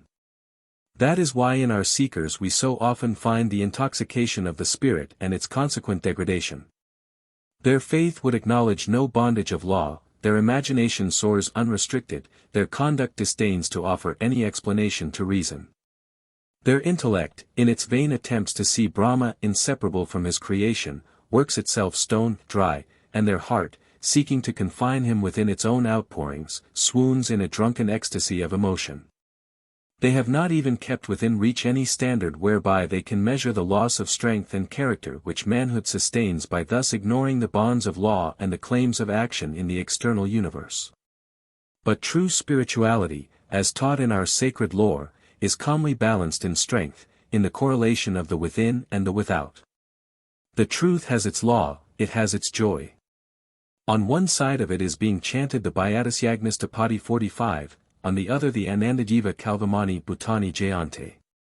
46 Freedom is impossible of attainment without submission to law, for Brahma is in one aspect bound by his truth, in the other free in his joy. As for ourselves, it is only when we wholly submit to the bonds of truth that we fully gain the joy of freedom. And how? As does the string that is bound to the harp. When the harp is truly strung, when there is not the slightest laxity in the strength of the bond, then only does music result, and the string transcending itself in its melody finds at every chord its true freedom. It is because it is bound by such hard and fast rules on the one side that it can find this range of freedom in music on the other. While the string was not true, it was indeed merely bound. But a loosening of its bondage would not have been the way to freedom, which it can only fully achieve by being bound tighter and tighter till it has attained the true pitch. The bass and treble strings of our duty are only bonds so long as we cannot maintain them steadfastly attuned according to the law of truth, and we cannot call by the name of freedom the loosening of them into the nothingness of inaction. That is why I would say that the true striving in the quest of truth, of Dharma, consists not in the neglect of action but in the effort to attune it closer and closer to the eternal harmony. The text of this striving should be, "Whatever works thou doest, consecrate them to Brahma." 47 That is to say, the soul is to dedicate itself to Brahma through all its activities. This dedication is the song of the soul, in this is its freedom. Joy reigns when all work becomes the path to the union with Brahma, when the soul ceases to return constantly to its own desires, when in it our self-offering grows more and more intense. Then there is completion, then there is freedom, then, in this world, comes the kingdom of God. Who is there that, sitting in his corner, would deride this grand self-expression of humanity in action, this incessant self-consecration? Who is there that thinks the union of God and man is to be found in some secluded enjoyment of his own imaginings, away from the sky-towering temple of the greatness of humanity, which the whole of mankind, in sunshine and storm, is toiling to erect through the ages? Who is there that thinks this secluded communion is the highest form of religion? O thou distraught wanderer, thou sannyasin, drunk in the wine of self-intoxication! Dost thou not already hear the progress of the human soul along the highway traversing the wide fields of humanity, the thunder of its progress in the car of its achievements, which is destined to overpass the bounds that prevent its expansion into the universe? The very mountains are cleft asunder and give way before the march of its banners waving triumphantly in the heavens, as the mist before the rising sun, the tangled obscurities of material things vanish at its irresistible approach. Pain, disease, and disorder are at every step receding before its onset, the obstructions of ignorance are being thrust aside, the darkness of blindness is being pierced through. And behold, the promised land of wealth and health, of poetry and art, of knowledge and righteousness is gradually being revealed to view. Do you in your lethargy desire to say that this car of humanity, which is shaking the very earth with the triumph of its progress along the mighty vistas of history, has no charioteer leading it on to its fulfillment? Who is there who refuses to respond to his call to join in this triumphal progress? Who so foolish as to run away from the gladsome throng and seek him in the listlessness of inaction?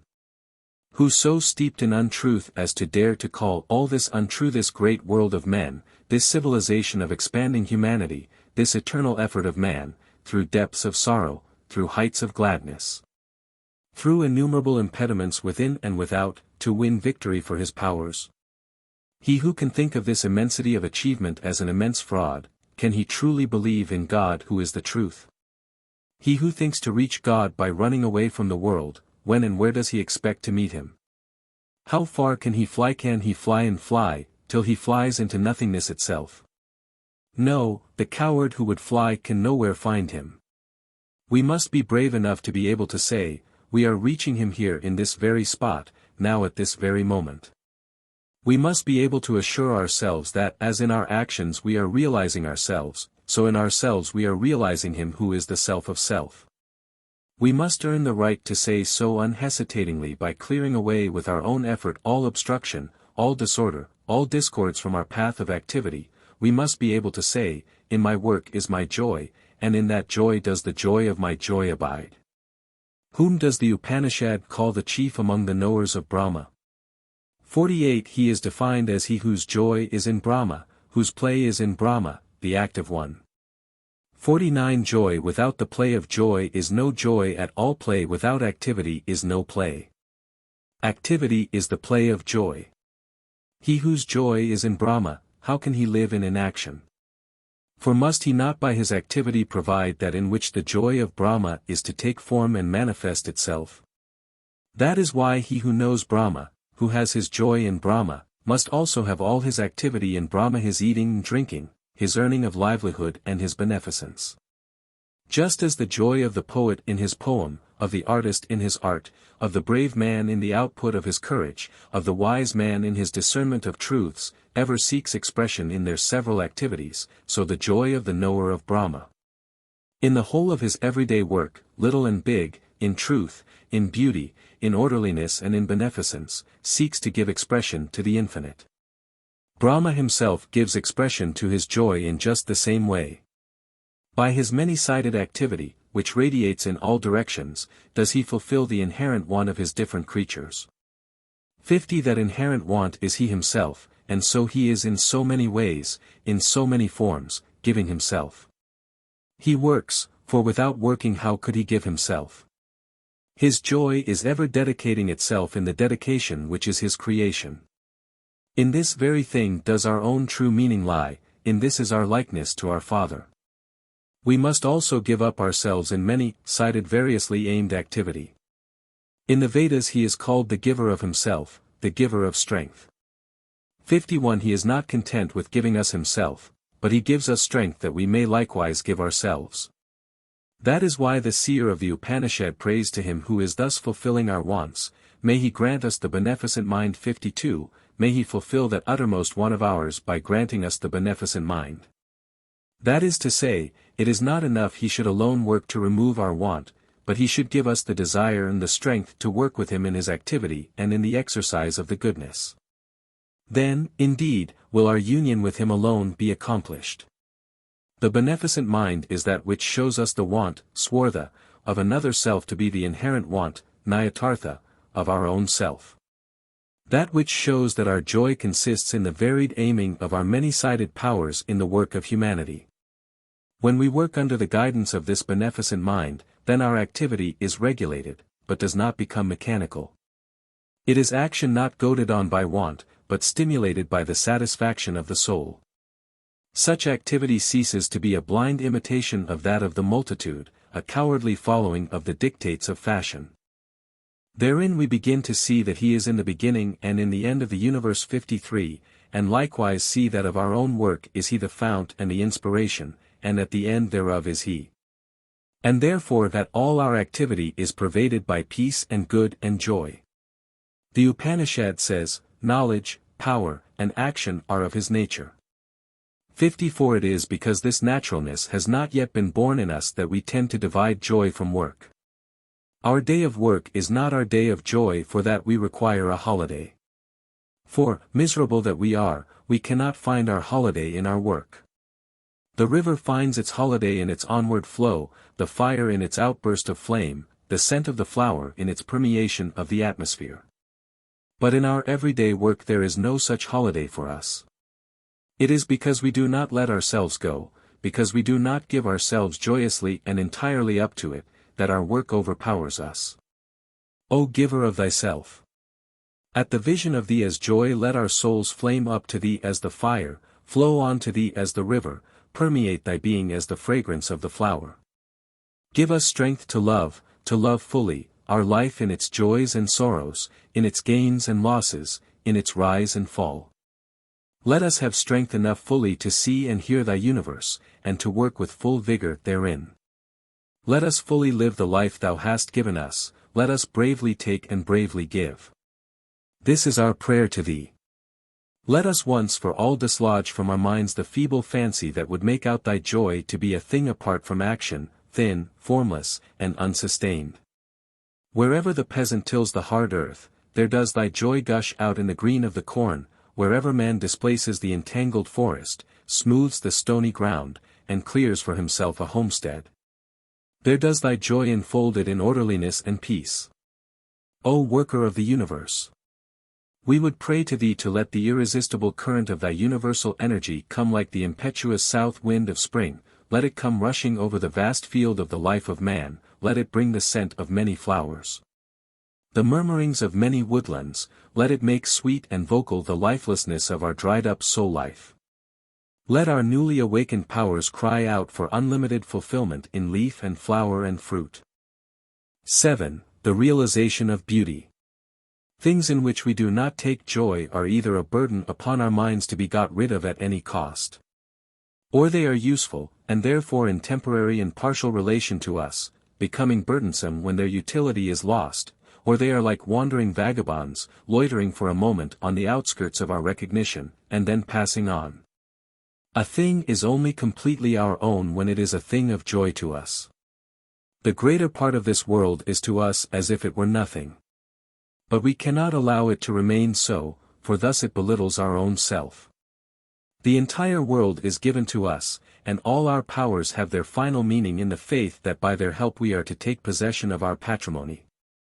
But what is the function of our sense of beauty in this process of the extension of our consciousness? Is it there to separate truth into strong lights and shadows, and bring it before us in its uncompromising distinction of beauty and ugliness? If that were so, then we would have had to admit that this sense of beauty creates a dissension in our universe and sets up a wall of hindrance across the highway of communication that leads from everything to all things. But that cannot be true. As long as our realization is incomplete, a division necessarily remains between things known and unknown, pleasant and unpleasant. But in spite of the dictum of some philosophers, man does not accept any arbitrary and absolute limit to his knowable world. Every day his science is penetrating into the region formerly marked in his map as unexplored or inexplorable. Our sense of beauty is similarly engaged in ever pushing on its conquests. Truth is everywhere, therefore everything is the object of our knowledge. Beauty is omnipresent, therefore everything is capable of giving us joy. In the early days of his history, man took everything as a phenomenon of life. His science of life began by creating a sharp distinction between life and non-life.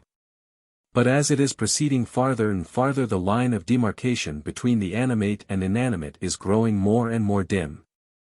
In the beginning of our apprehension, these sharp lines of contrast are helpful to us, but as our comprehension becomes clearer, they gradually fade away. The Upanishads have said that all things are created and sustained by an infinite joy. To realize this principle of creation, we have to start with the division into the beautiful and the non-beautiful. Then the apprehension of beauty has to come to us with a vigorous blow to awaken our consciousness from its primitive lethargy, and it attains its object by the urgency of the contrast. Therefore our first acquaintance with beauty is in her dress of motley colors, that affects us with its stripes and feathers, nay, with its disfigurements. But as our acquaintance ripens, the apparent discords are resolved into modulations of rhythm. At first we detach beauty from its surroundings, we hold it apart from the rest, but at the end we realize its harmony with all. Then the music of beauty has no more need of exciting us with loud noise, it renounces violence, and appeals to our heart with the truth that it is meekness inherits the earth. In some stage of our growth, in some period of our history, we try to set up a special cult of beauty, and pare it down to a narrow circuit, so as to make it a matter of pride for a chosen few. Then it breeds in its votaries affections and exaggerations, as it did with the Brahmins in the time of the decadence of Indian civilization, when the perception of the higher truth fell away and superstitions grew up unchecked. In the history of aesthetics there also comes an age of emancipation when the recognition of beauty in things great and small become easy. And when we see it more in the unassuming harmony of common objects than in things startling in their singularity. So much so, that we have to go through the stages of reaction when in the representation of beauty we try to avoid everything that is obviously pleasing and that has been crowned by the sanction of convention. We are then tempted in defiance to exaggerate the commonness of commonplace things, thereby making them aggressively uncommon. To restore harmony we create the discords which are a feature of all reactions. We already see in the present age the sign of this aesthetic reaction, which proves that man has at last come to know that it is only the narrowness of perception which sharply divides the field of his aesthetic consciousness into ugliness and beauty. When he has the power to see things detached from self-interest and from the insistent claims of the lust of the senses, then alone can he have the true vision of the beauty that is everywhere. Then only can he see that what is unpleasant to us is not necessarily unbeautiful, but has its beauty in truth. When we say that beauty is everywhere, we do not mean that the word ugliness should be abolished from our language, just as it would be absurd to say that there is no such thing as untruth. Untruth there certainly is, not in the system of the universe, but in our power of comprehension, as its negative element. In the same manner there is ugliness in the distorted expression of beauty in our life and in our art which comes from our imperfect realization of truth. To a certain extent we can set our life against the law of truth which is in us and which is in all, and likewise we can give rise to ugliness by going counter to the eternal law of harmony which is everywhere. Through our sense of truth we realize law in creation, and through our sense of beauty we realize harmony in the universe. When we recognize the law in nature we extend our mastery over physical forces and become powerful. When we recognize the law in our moral nature we attain mastery over self and become free.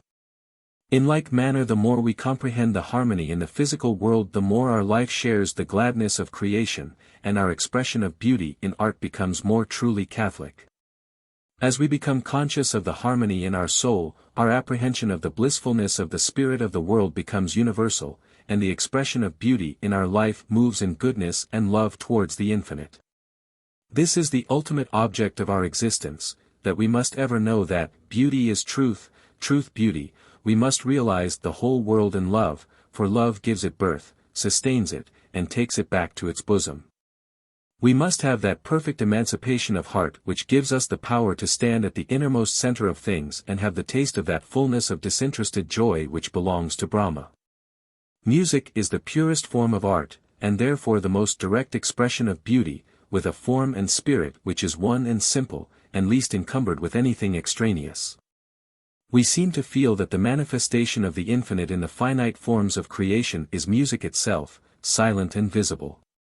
The evening sky, tirelessly repeating the starry constellations, seems like a child struck with wonder at the mystery of its own first utterance, lisping the same word over and over again, and listening to it in unceasing joy. When in the rainy night of July the darkness is thick upon the meadows and the pattering rain draws veil upon veil over the stillness of the slumbering earth, this monotony of the rain patter seems to be the darkness of sound itself. The gloom of the dim and dense line of trees, the thorny bushes scattered in the bare heath like floating heads of swimmers with bedraggled hair, the smell of the damp grass and the wet earth. The spire of the temple rising above the undefined mass of blackness grouped around the village huts everything seems like notes rising from the heart of the night, mingling and losing themselves in the one sound of ceaseless rain filling the sky.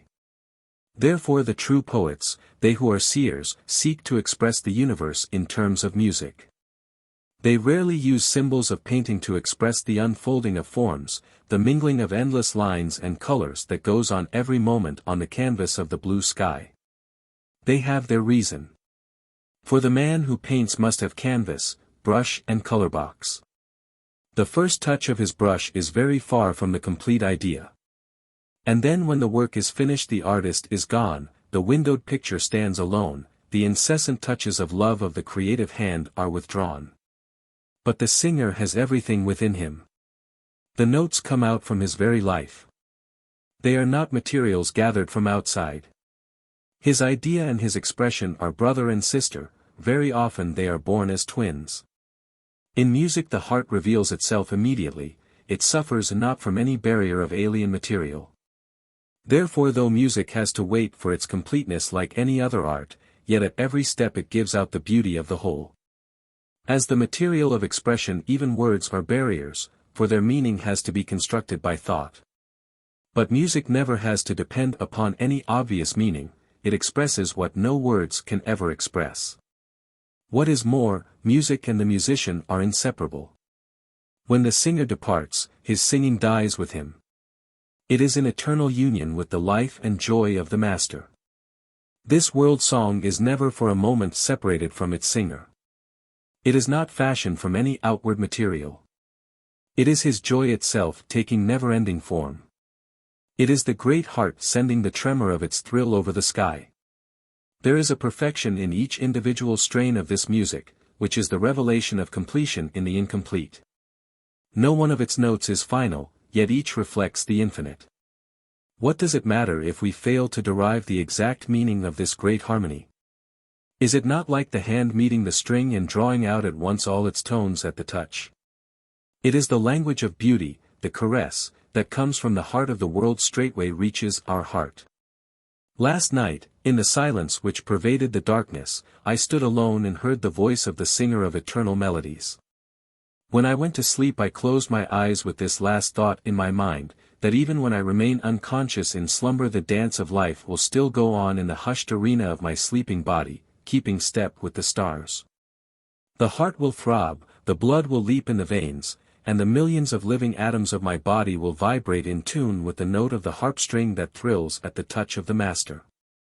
8. The Realization of the Infinite. The Upanishads say, man becomes true if in this life he can apprehend God, if not, it is the greatest calamity for him. But what is the nature of this attainment of God? It is quite evident that the infinite is not like one object among many, to be definitely classified and kept among our possessions, to be used as an ally specially favoring us in our politics, warfare, money-making, or in social competitions. We cannot put our God in the same list with our summer houses, motor cars, or our credit at the bank, as so many people seem to want to do. We must try to understand the true character of the desire that a man has when his soul longs for his God. Does it consist of his wish to make an addition, however valuable, to his belongings? Emphatically no. It is an endlessly wearisome task, this continual adding to our stores. In fact, when the soul seeks God she seeks her final escape from this incessant gathering and heaping and never coming to an end. It is not an additional object that she seeks, but it is the nidyo nidyanam, the permanent in all that is impermanent, the rasanam rasatama, the highest abiding joy unifying all enjoyments. Therefore when the Upanishads teach us to realize everything in Brahma, it is not to seek something extra, not to manufacture something new.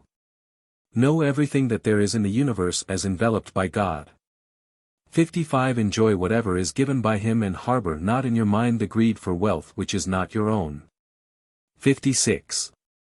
When you know that whatever there is filled by him and whatever you have is his gift, then you realize the infinite in the finite, and the giver in the gifts.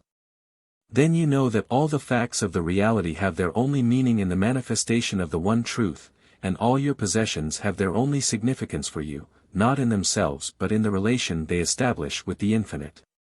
So it cannot be said that we can find Brahma as we find other objects. There is no question of searching from him in one thing in preference to another, in one place instead of somewhere else. We do not have to run to the grocer's shop for our morning light, we open our eyes and there it is, so we need only give ourselves up to find that Brahma is everywhere. This is the reason why Buddha admonished us to free ourselves from the confinement of the life of the self. If there were nothing else to take its place more positively perfect and satisfying, then such admonition would be absolutely unmeaning. No man can seriously consider the advice, much less have any enthusiasm for it, of surrendering everything one has for gaining nothing whatever.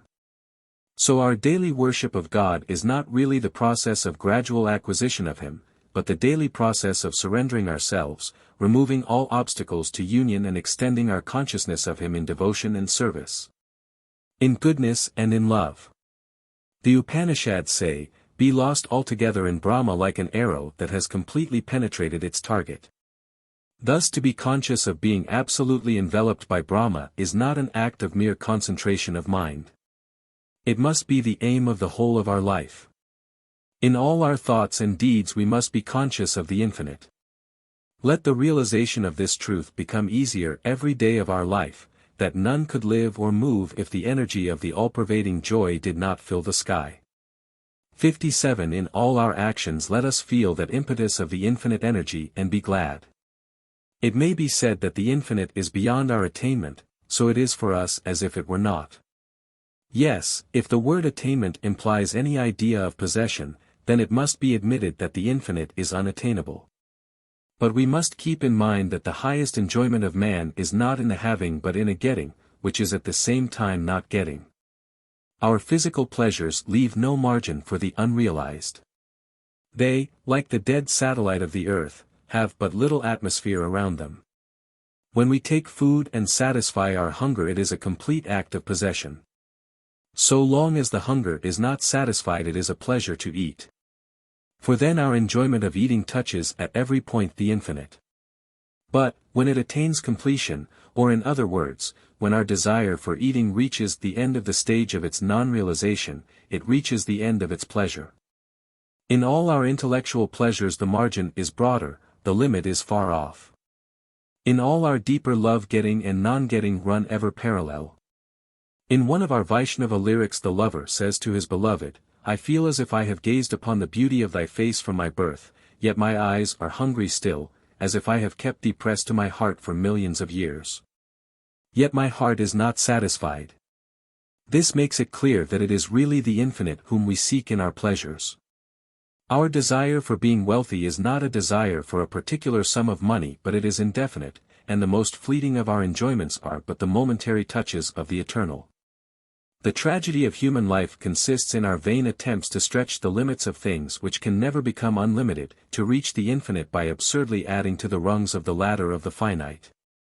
It is evident from this that the real desire of our soul is to get beyond all our possessions. Surrounded by things she can touch and feel, she cries, I am weary of getting, ah, where is he who is never to be got? We see everywhere in the history of man that the spirit of renunciation is the deepest reality of the human soul. When the soul says of anything, I do not want it, for I am above it, she gives utterance to the highest truth that is in her. When a girl's life outgrows her doll, when she realizes that in every respect she is more than her doll is, then she throws it away. By the very act of possession we know that we are greater than the things we possess. It is a perfect misery to be kept bound up with things lesser than ourselves. This it is that Maitreyi felt when her husband gave her his property on the eve of leaving home. She asked him, would these material things help one to attain the highest? Or, in other words, are they more than my soul to me? When her husband answered, they will make you rich in worldly possessions, she said at once, then what am I to do with these? It is only when a man truly realizes what his possessions are that he has no more illusions about them. Then he knows his soul is far above these things and he becomes free from their bondage. Thus man truly realizes his soul by outgrowing his possessions, and man's progress in the path of eternal life is through a series of renunciations. That we cannot absolutely possess the infinite being is not a mere intellectual proposition. It has to be experienced, and this experience is bliss. The bird, while taking its flight in the sky, experiences at every beat of its wings that the sky is boundless, that its wings can never carry it beyond. Therein lies its joy. In the cage the sky is limited. It may be quite enough for all the purposes of the bird's life, only it is not more than is necessary. The bird cannot rejoice within the limits of the necessary. It must feel that what it has is immeasurably more than it ever can want or comprehend, and then only can it be glad. Thus our soul must soar in the infinite, and she must feel every moment that in the sense of not being able to come to the end of her attainment is her supreme joy, her final freedom. Man's abiding happiness is not in getting anything but in giving himself up to what is greater than himself, to ideas which are larger than his individual life, the idea of his country, of humanity, of God. They make it easier for him to part with all that he has, not expecting his life. His existence is miserable and sordid till he finds some great idea which can truly claim his all, which can release him from all attachment to his belongings. Buddha and Jesus, and all our great prophets, represent such great ideas. They hold before us opportunities for surrendering our all. When they bring forth their divine alms bowl we feel we cannot help giving, and we find that in giving is our truest joy and liberation, for it is uniting ourselves to that extent with the infinite. Man is not complete, he is yet to be. In what he is small, and if we could conceive him stopping there for eternity we should have an idea of the most awful hell that man can imagine. In his to be he is infinite, there is his heaven, his deliverance. His is occupied every moment with what it can get and have done with, his to be is hungering for something which is more than can be got, which he never can lose because he never has possessed. The finite pole of our existence has its place in the world of necessity. There man goes about searching for food to live, clothing to get warmth. In this region, the region of nature, it is his function to get things. The natural man is occupied with enlarging his possessions. But this act of getting is partial. It is limited to man's necessities.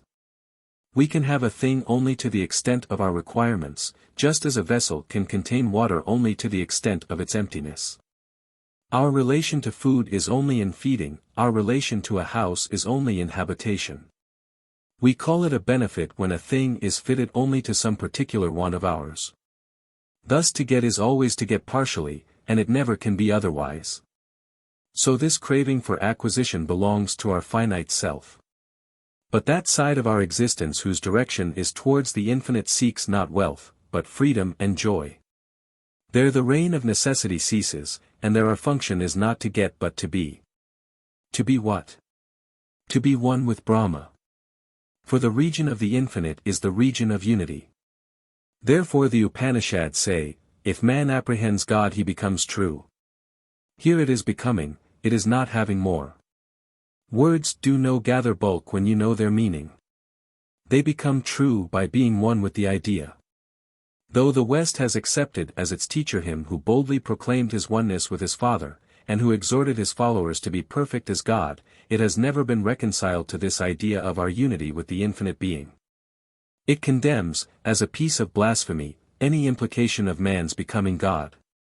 This is certainly not the idea that Christ preached, nor perhaps the idea of the Christian mystics, but this seems to be the idea that has become popular in the Christian West.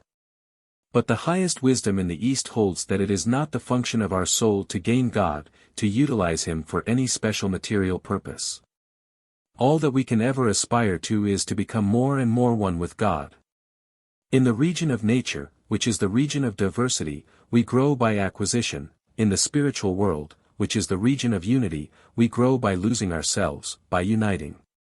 Gaining a thing, as we have said, is by its nature partial, it is limited only to a particular want. But being is complete, it belongs to our wholeness, it springs not from any necessity but from our affinity with the infinite, which is the principle of perfection that we have in our soul. Yes, we must become Brahma. We must not shrink to avow this. Our existence is meaningless if we never can expect to realize the highest perfection that there is. If we have an aim and yet can never reach it, then it is no aim at all. But can it then be said that there is no difference between Brahma and our individual soul? Of course the difference is obvious. Call it illusion or ignorance, or whatever name you may give it, it is there.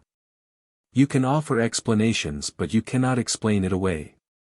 Even illusion is true an illusion. Brahma is Brahma, he is the infinite ideal of perfection. But we are not what we truly are, we are ever to become true, ever to become Brahma.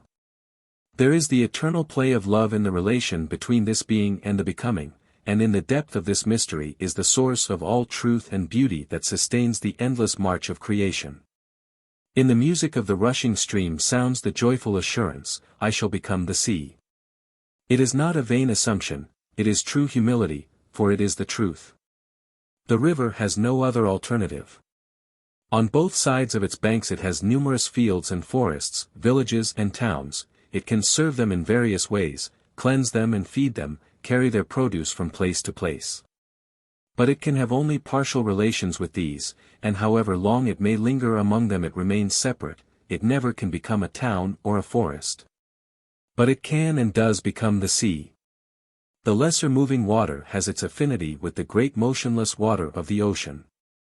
It moves through the thousand objects on its onward course, and its motion finds its finality when it reaches the sea. The river can become the sea, but she can never make the sea part and parcel of herself. If, by some chance, she has encircled some broad sheet of water and pretends that she has made the sea a part of herself, we at once know that it is not so.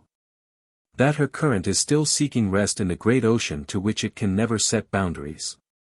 In the same manner, our soul can only become Brahma as the river can become the sea. Everything else she touches at one of her points, then leaves and moves on, but she never can leave Brahma and move beyond him. Once our soul realizes her ultimate object of repose in Brahma, all her movements acquire a purpose. It is this ocean of infinite rest which gives significance to endless activities. It is this perfectness of being that lends to the imperfection of becoming that quality of beauty which finds its expression in all poetry, drama and art. There must be a complete idea that animates a poem. Every sentence of the poem touches that idea. When the reader realizes that pervading idea, as he reads on, then the reading of the poem is full of joy to him. Then every part of the poem becomes radiantly significant by the light of the whole. But if the poem goes on interminably, never expressing the idea of the whole, only throwing off disconnected images, however beautiful, it becomes wearisome and unprofitable in the extreme. The progress of our soul is like a perfect poem. It has an infinite idea which once realized makes all movements full of meaning and joy. But if we detach its movements from that ultimate idea, if we do not see the infinite rest and only see the infinite motion, then existence appears to us a monstrous evil, impetuously rushing towards an unending aimlessness. I remember in our childhood we had a teacher who used to make us learn by heart the whole book of Sanskrit grammar, which is written in symbols, without explaining their meaning to us. Day after day we went toiling on, but on towards what, we had not the least notion. So, as regards our lessons, we were in the position of the pessimist who only counts the breathless activities of the world, but cannot see the infinite repose of the perfection whence these activities are gaining their equilibrium every moment in absolute fitness and harmony. We lose all joy in thus contemplating existence, because we miss the truth. We see the gesticulations of the dancer, and we imagine these are directed by a ruthless tyranny of chance, while we are deaf to the eternal music which makes every one of these gestures inevitably spontaneous and beautiful. These motions are ever growing into that music of perfection, becoming one with it, dedicating to that melody at every step the multitudinous forms they go on creating. And this is the truth of our soul, and this is her joy, that she must ever be growing into Brahma, that all her movements should be modulated by this ultimate idea. And all her creations should be given as offerings to the Supreme Spirit of Perfection. There is a remarkable saying in the Upanishads, I think not that I know him well, or that I know him, or even that I know him not. 58. By the process of knowledge we can never know the infinite being. But if he is altogether beyond our reach, then he is absolutely nothing to us. The truth is that we know him not, yet we know him. This has been explained in another saying of the Upanishads, from Brahma words come back baffled, as well as the mind, but he who knows him by the joy of him is free from all fears. 59. Knowledge is partial, because our intellect is an instrument, it is only a part of us, it can give us information about things which can be divided and analyzed, and whose properties can be classified part by part. But Brahma is perfect, and knowledge which is partial can never be a knowledge of him. But he can be known by joy, by love. For joy is knowledge in its completeness, it is knowing by our whole being. Intellect sets us apart from the things to be known, but love knows its object by fusion. Such knowledge is immediate and admits no doubt. It is the same as knowing our own selves, only more so. Therefore, as the Upanishads say, mind can never know Brahma, words can never describe him, he can only be known by our soul, by her joy in him, by her love. Or, in other words, we can only come into relation with him by union of our whole being. We must be one with our Father, we must be perfect as he is. But how can that be? There can be no grade in infinite perfection. We cannot grow more and more into Brahma. He is the Absolute One, and there can be no more or less in him. Indeed, the realization of the Paramatman, the Supreme Soul, within our Antaratman, our inner individual soul, is in a state of absolute completion. We cannot think of it as non-existent and depending on our limited powers for its gradual construction. If our relation with the divine were all a thing of our own making, how should we rely on it as true, and how should it lend us support? Yes, we must know that within us we have that where space and time cease to rule and where the links of evolution are merged in unity. In that everlasting abode of the Atman, the soul, the revelation of the Paramatman, the Supreme Soul, is already complete. Therefore the Upanishads say, he who knows Brahman, the true, the all-conscious, and the infinite as hidden in the depths of the soul, which is the supreme sky, the inner sky of consciousness, enjoys all objects of desire in union with the all-knowing Brahman. 60. The union is already accomplished.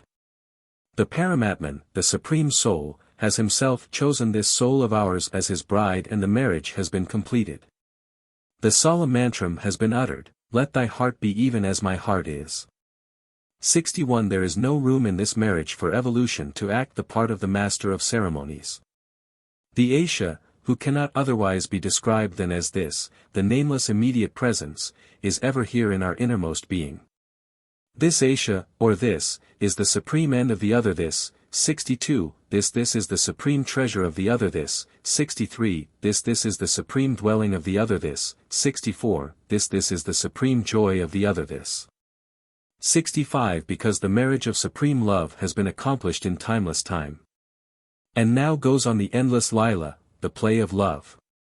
He who has been gained in eternity is now being pursued in time and space, in joys and sorrows, in this world and in the worlds beyond. When the soul bride understands this well, her heart is blissful and at rest. She knows that she, like a river, has attained the ocean of her fulfillment at one end of her being, and at the other end she is ever attaining it. At one end it is eternal rest and completion, at the other it is incessant movement and change. When she knows both ends as inseparably connected, then she knows the world as her own household by the right of knowing the master of the world as her own Lord. Then all her services become services of love, all the troubles and tribulations of life come to her as trials triumphantly borne to prove the strength of her love, smilingly to win the wager from her lover. But so long as she remains obstinately in the dark, lifts not her veil, does not recognize her lover, and only knows the world dissociated from him, she serves as a handmaid here, where by right she might reign as a queen. She sways in doubt, and weeps in sorrow and dejection. She passes from starvation to starvation, from trouble to trouble, and from fear to fear. 66. I can never forget that scrap of a song I once heard in the early dawn in the midst of the din of the crowd that had collected for a festival the night before. Ferryman, take me across to the other shore.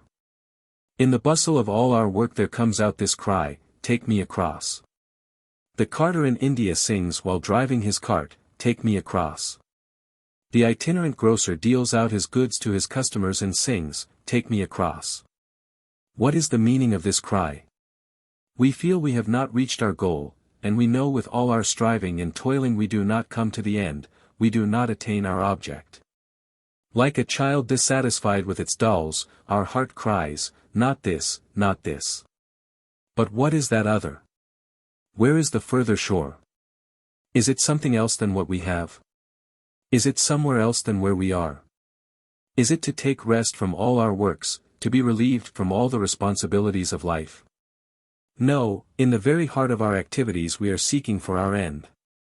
We are crying for the across, even where we stand. So, while our lips utter their prayer to be carried away, our busy hands are never idle.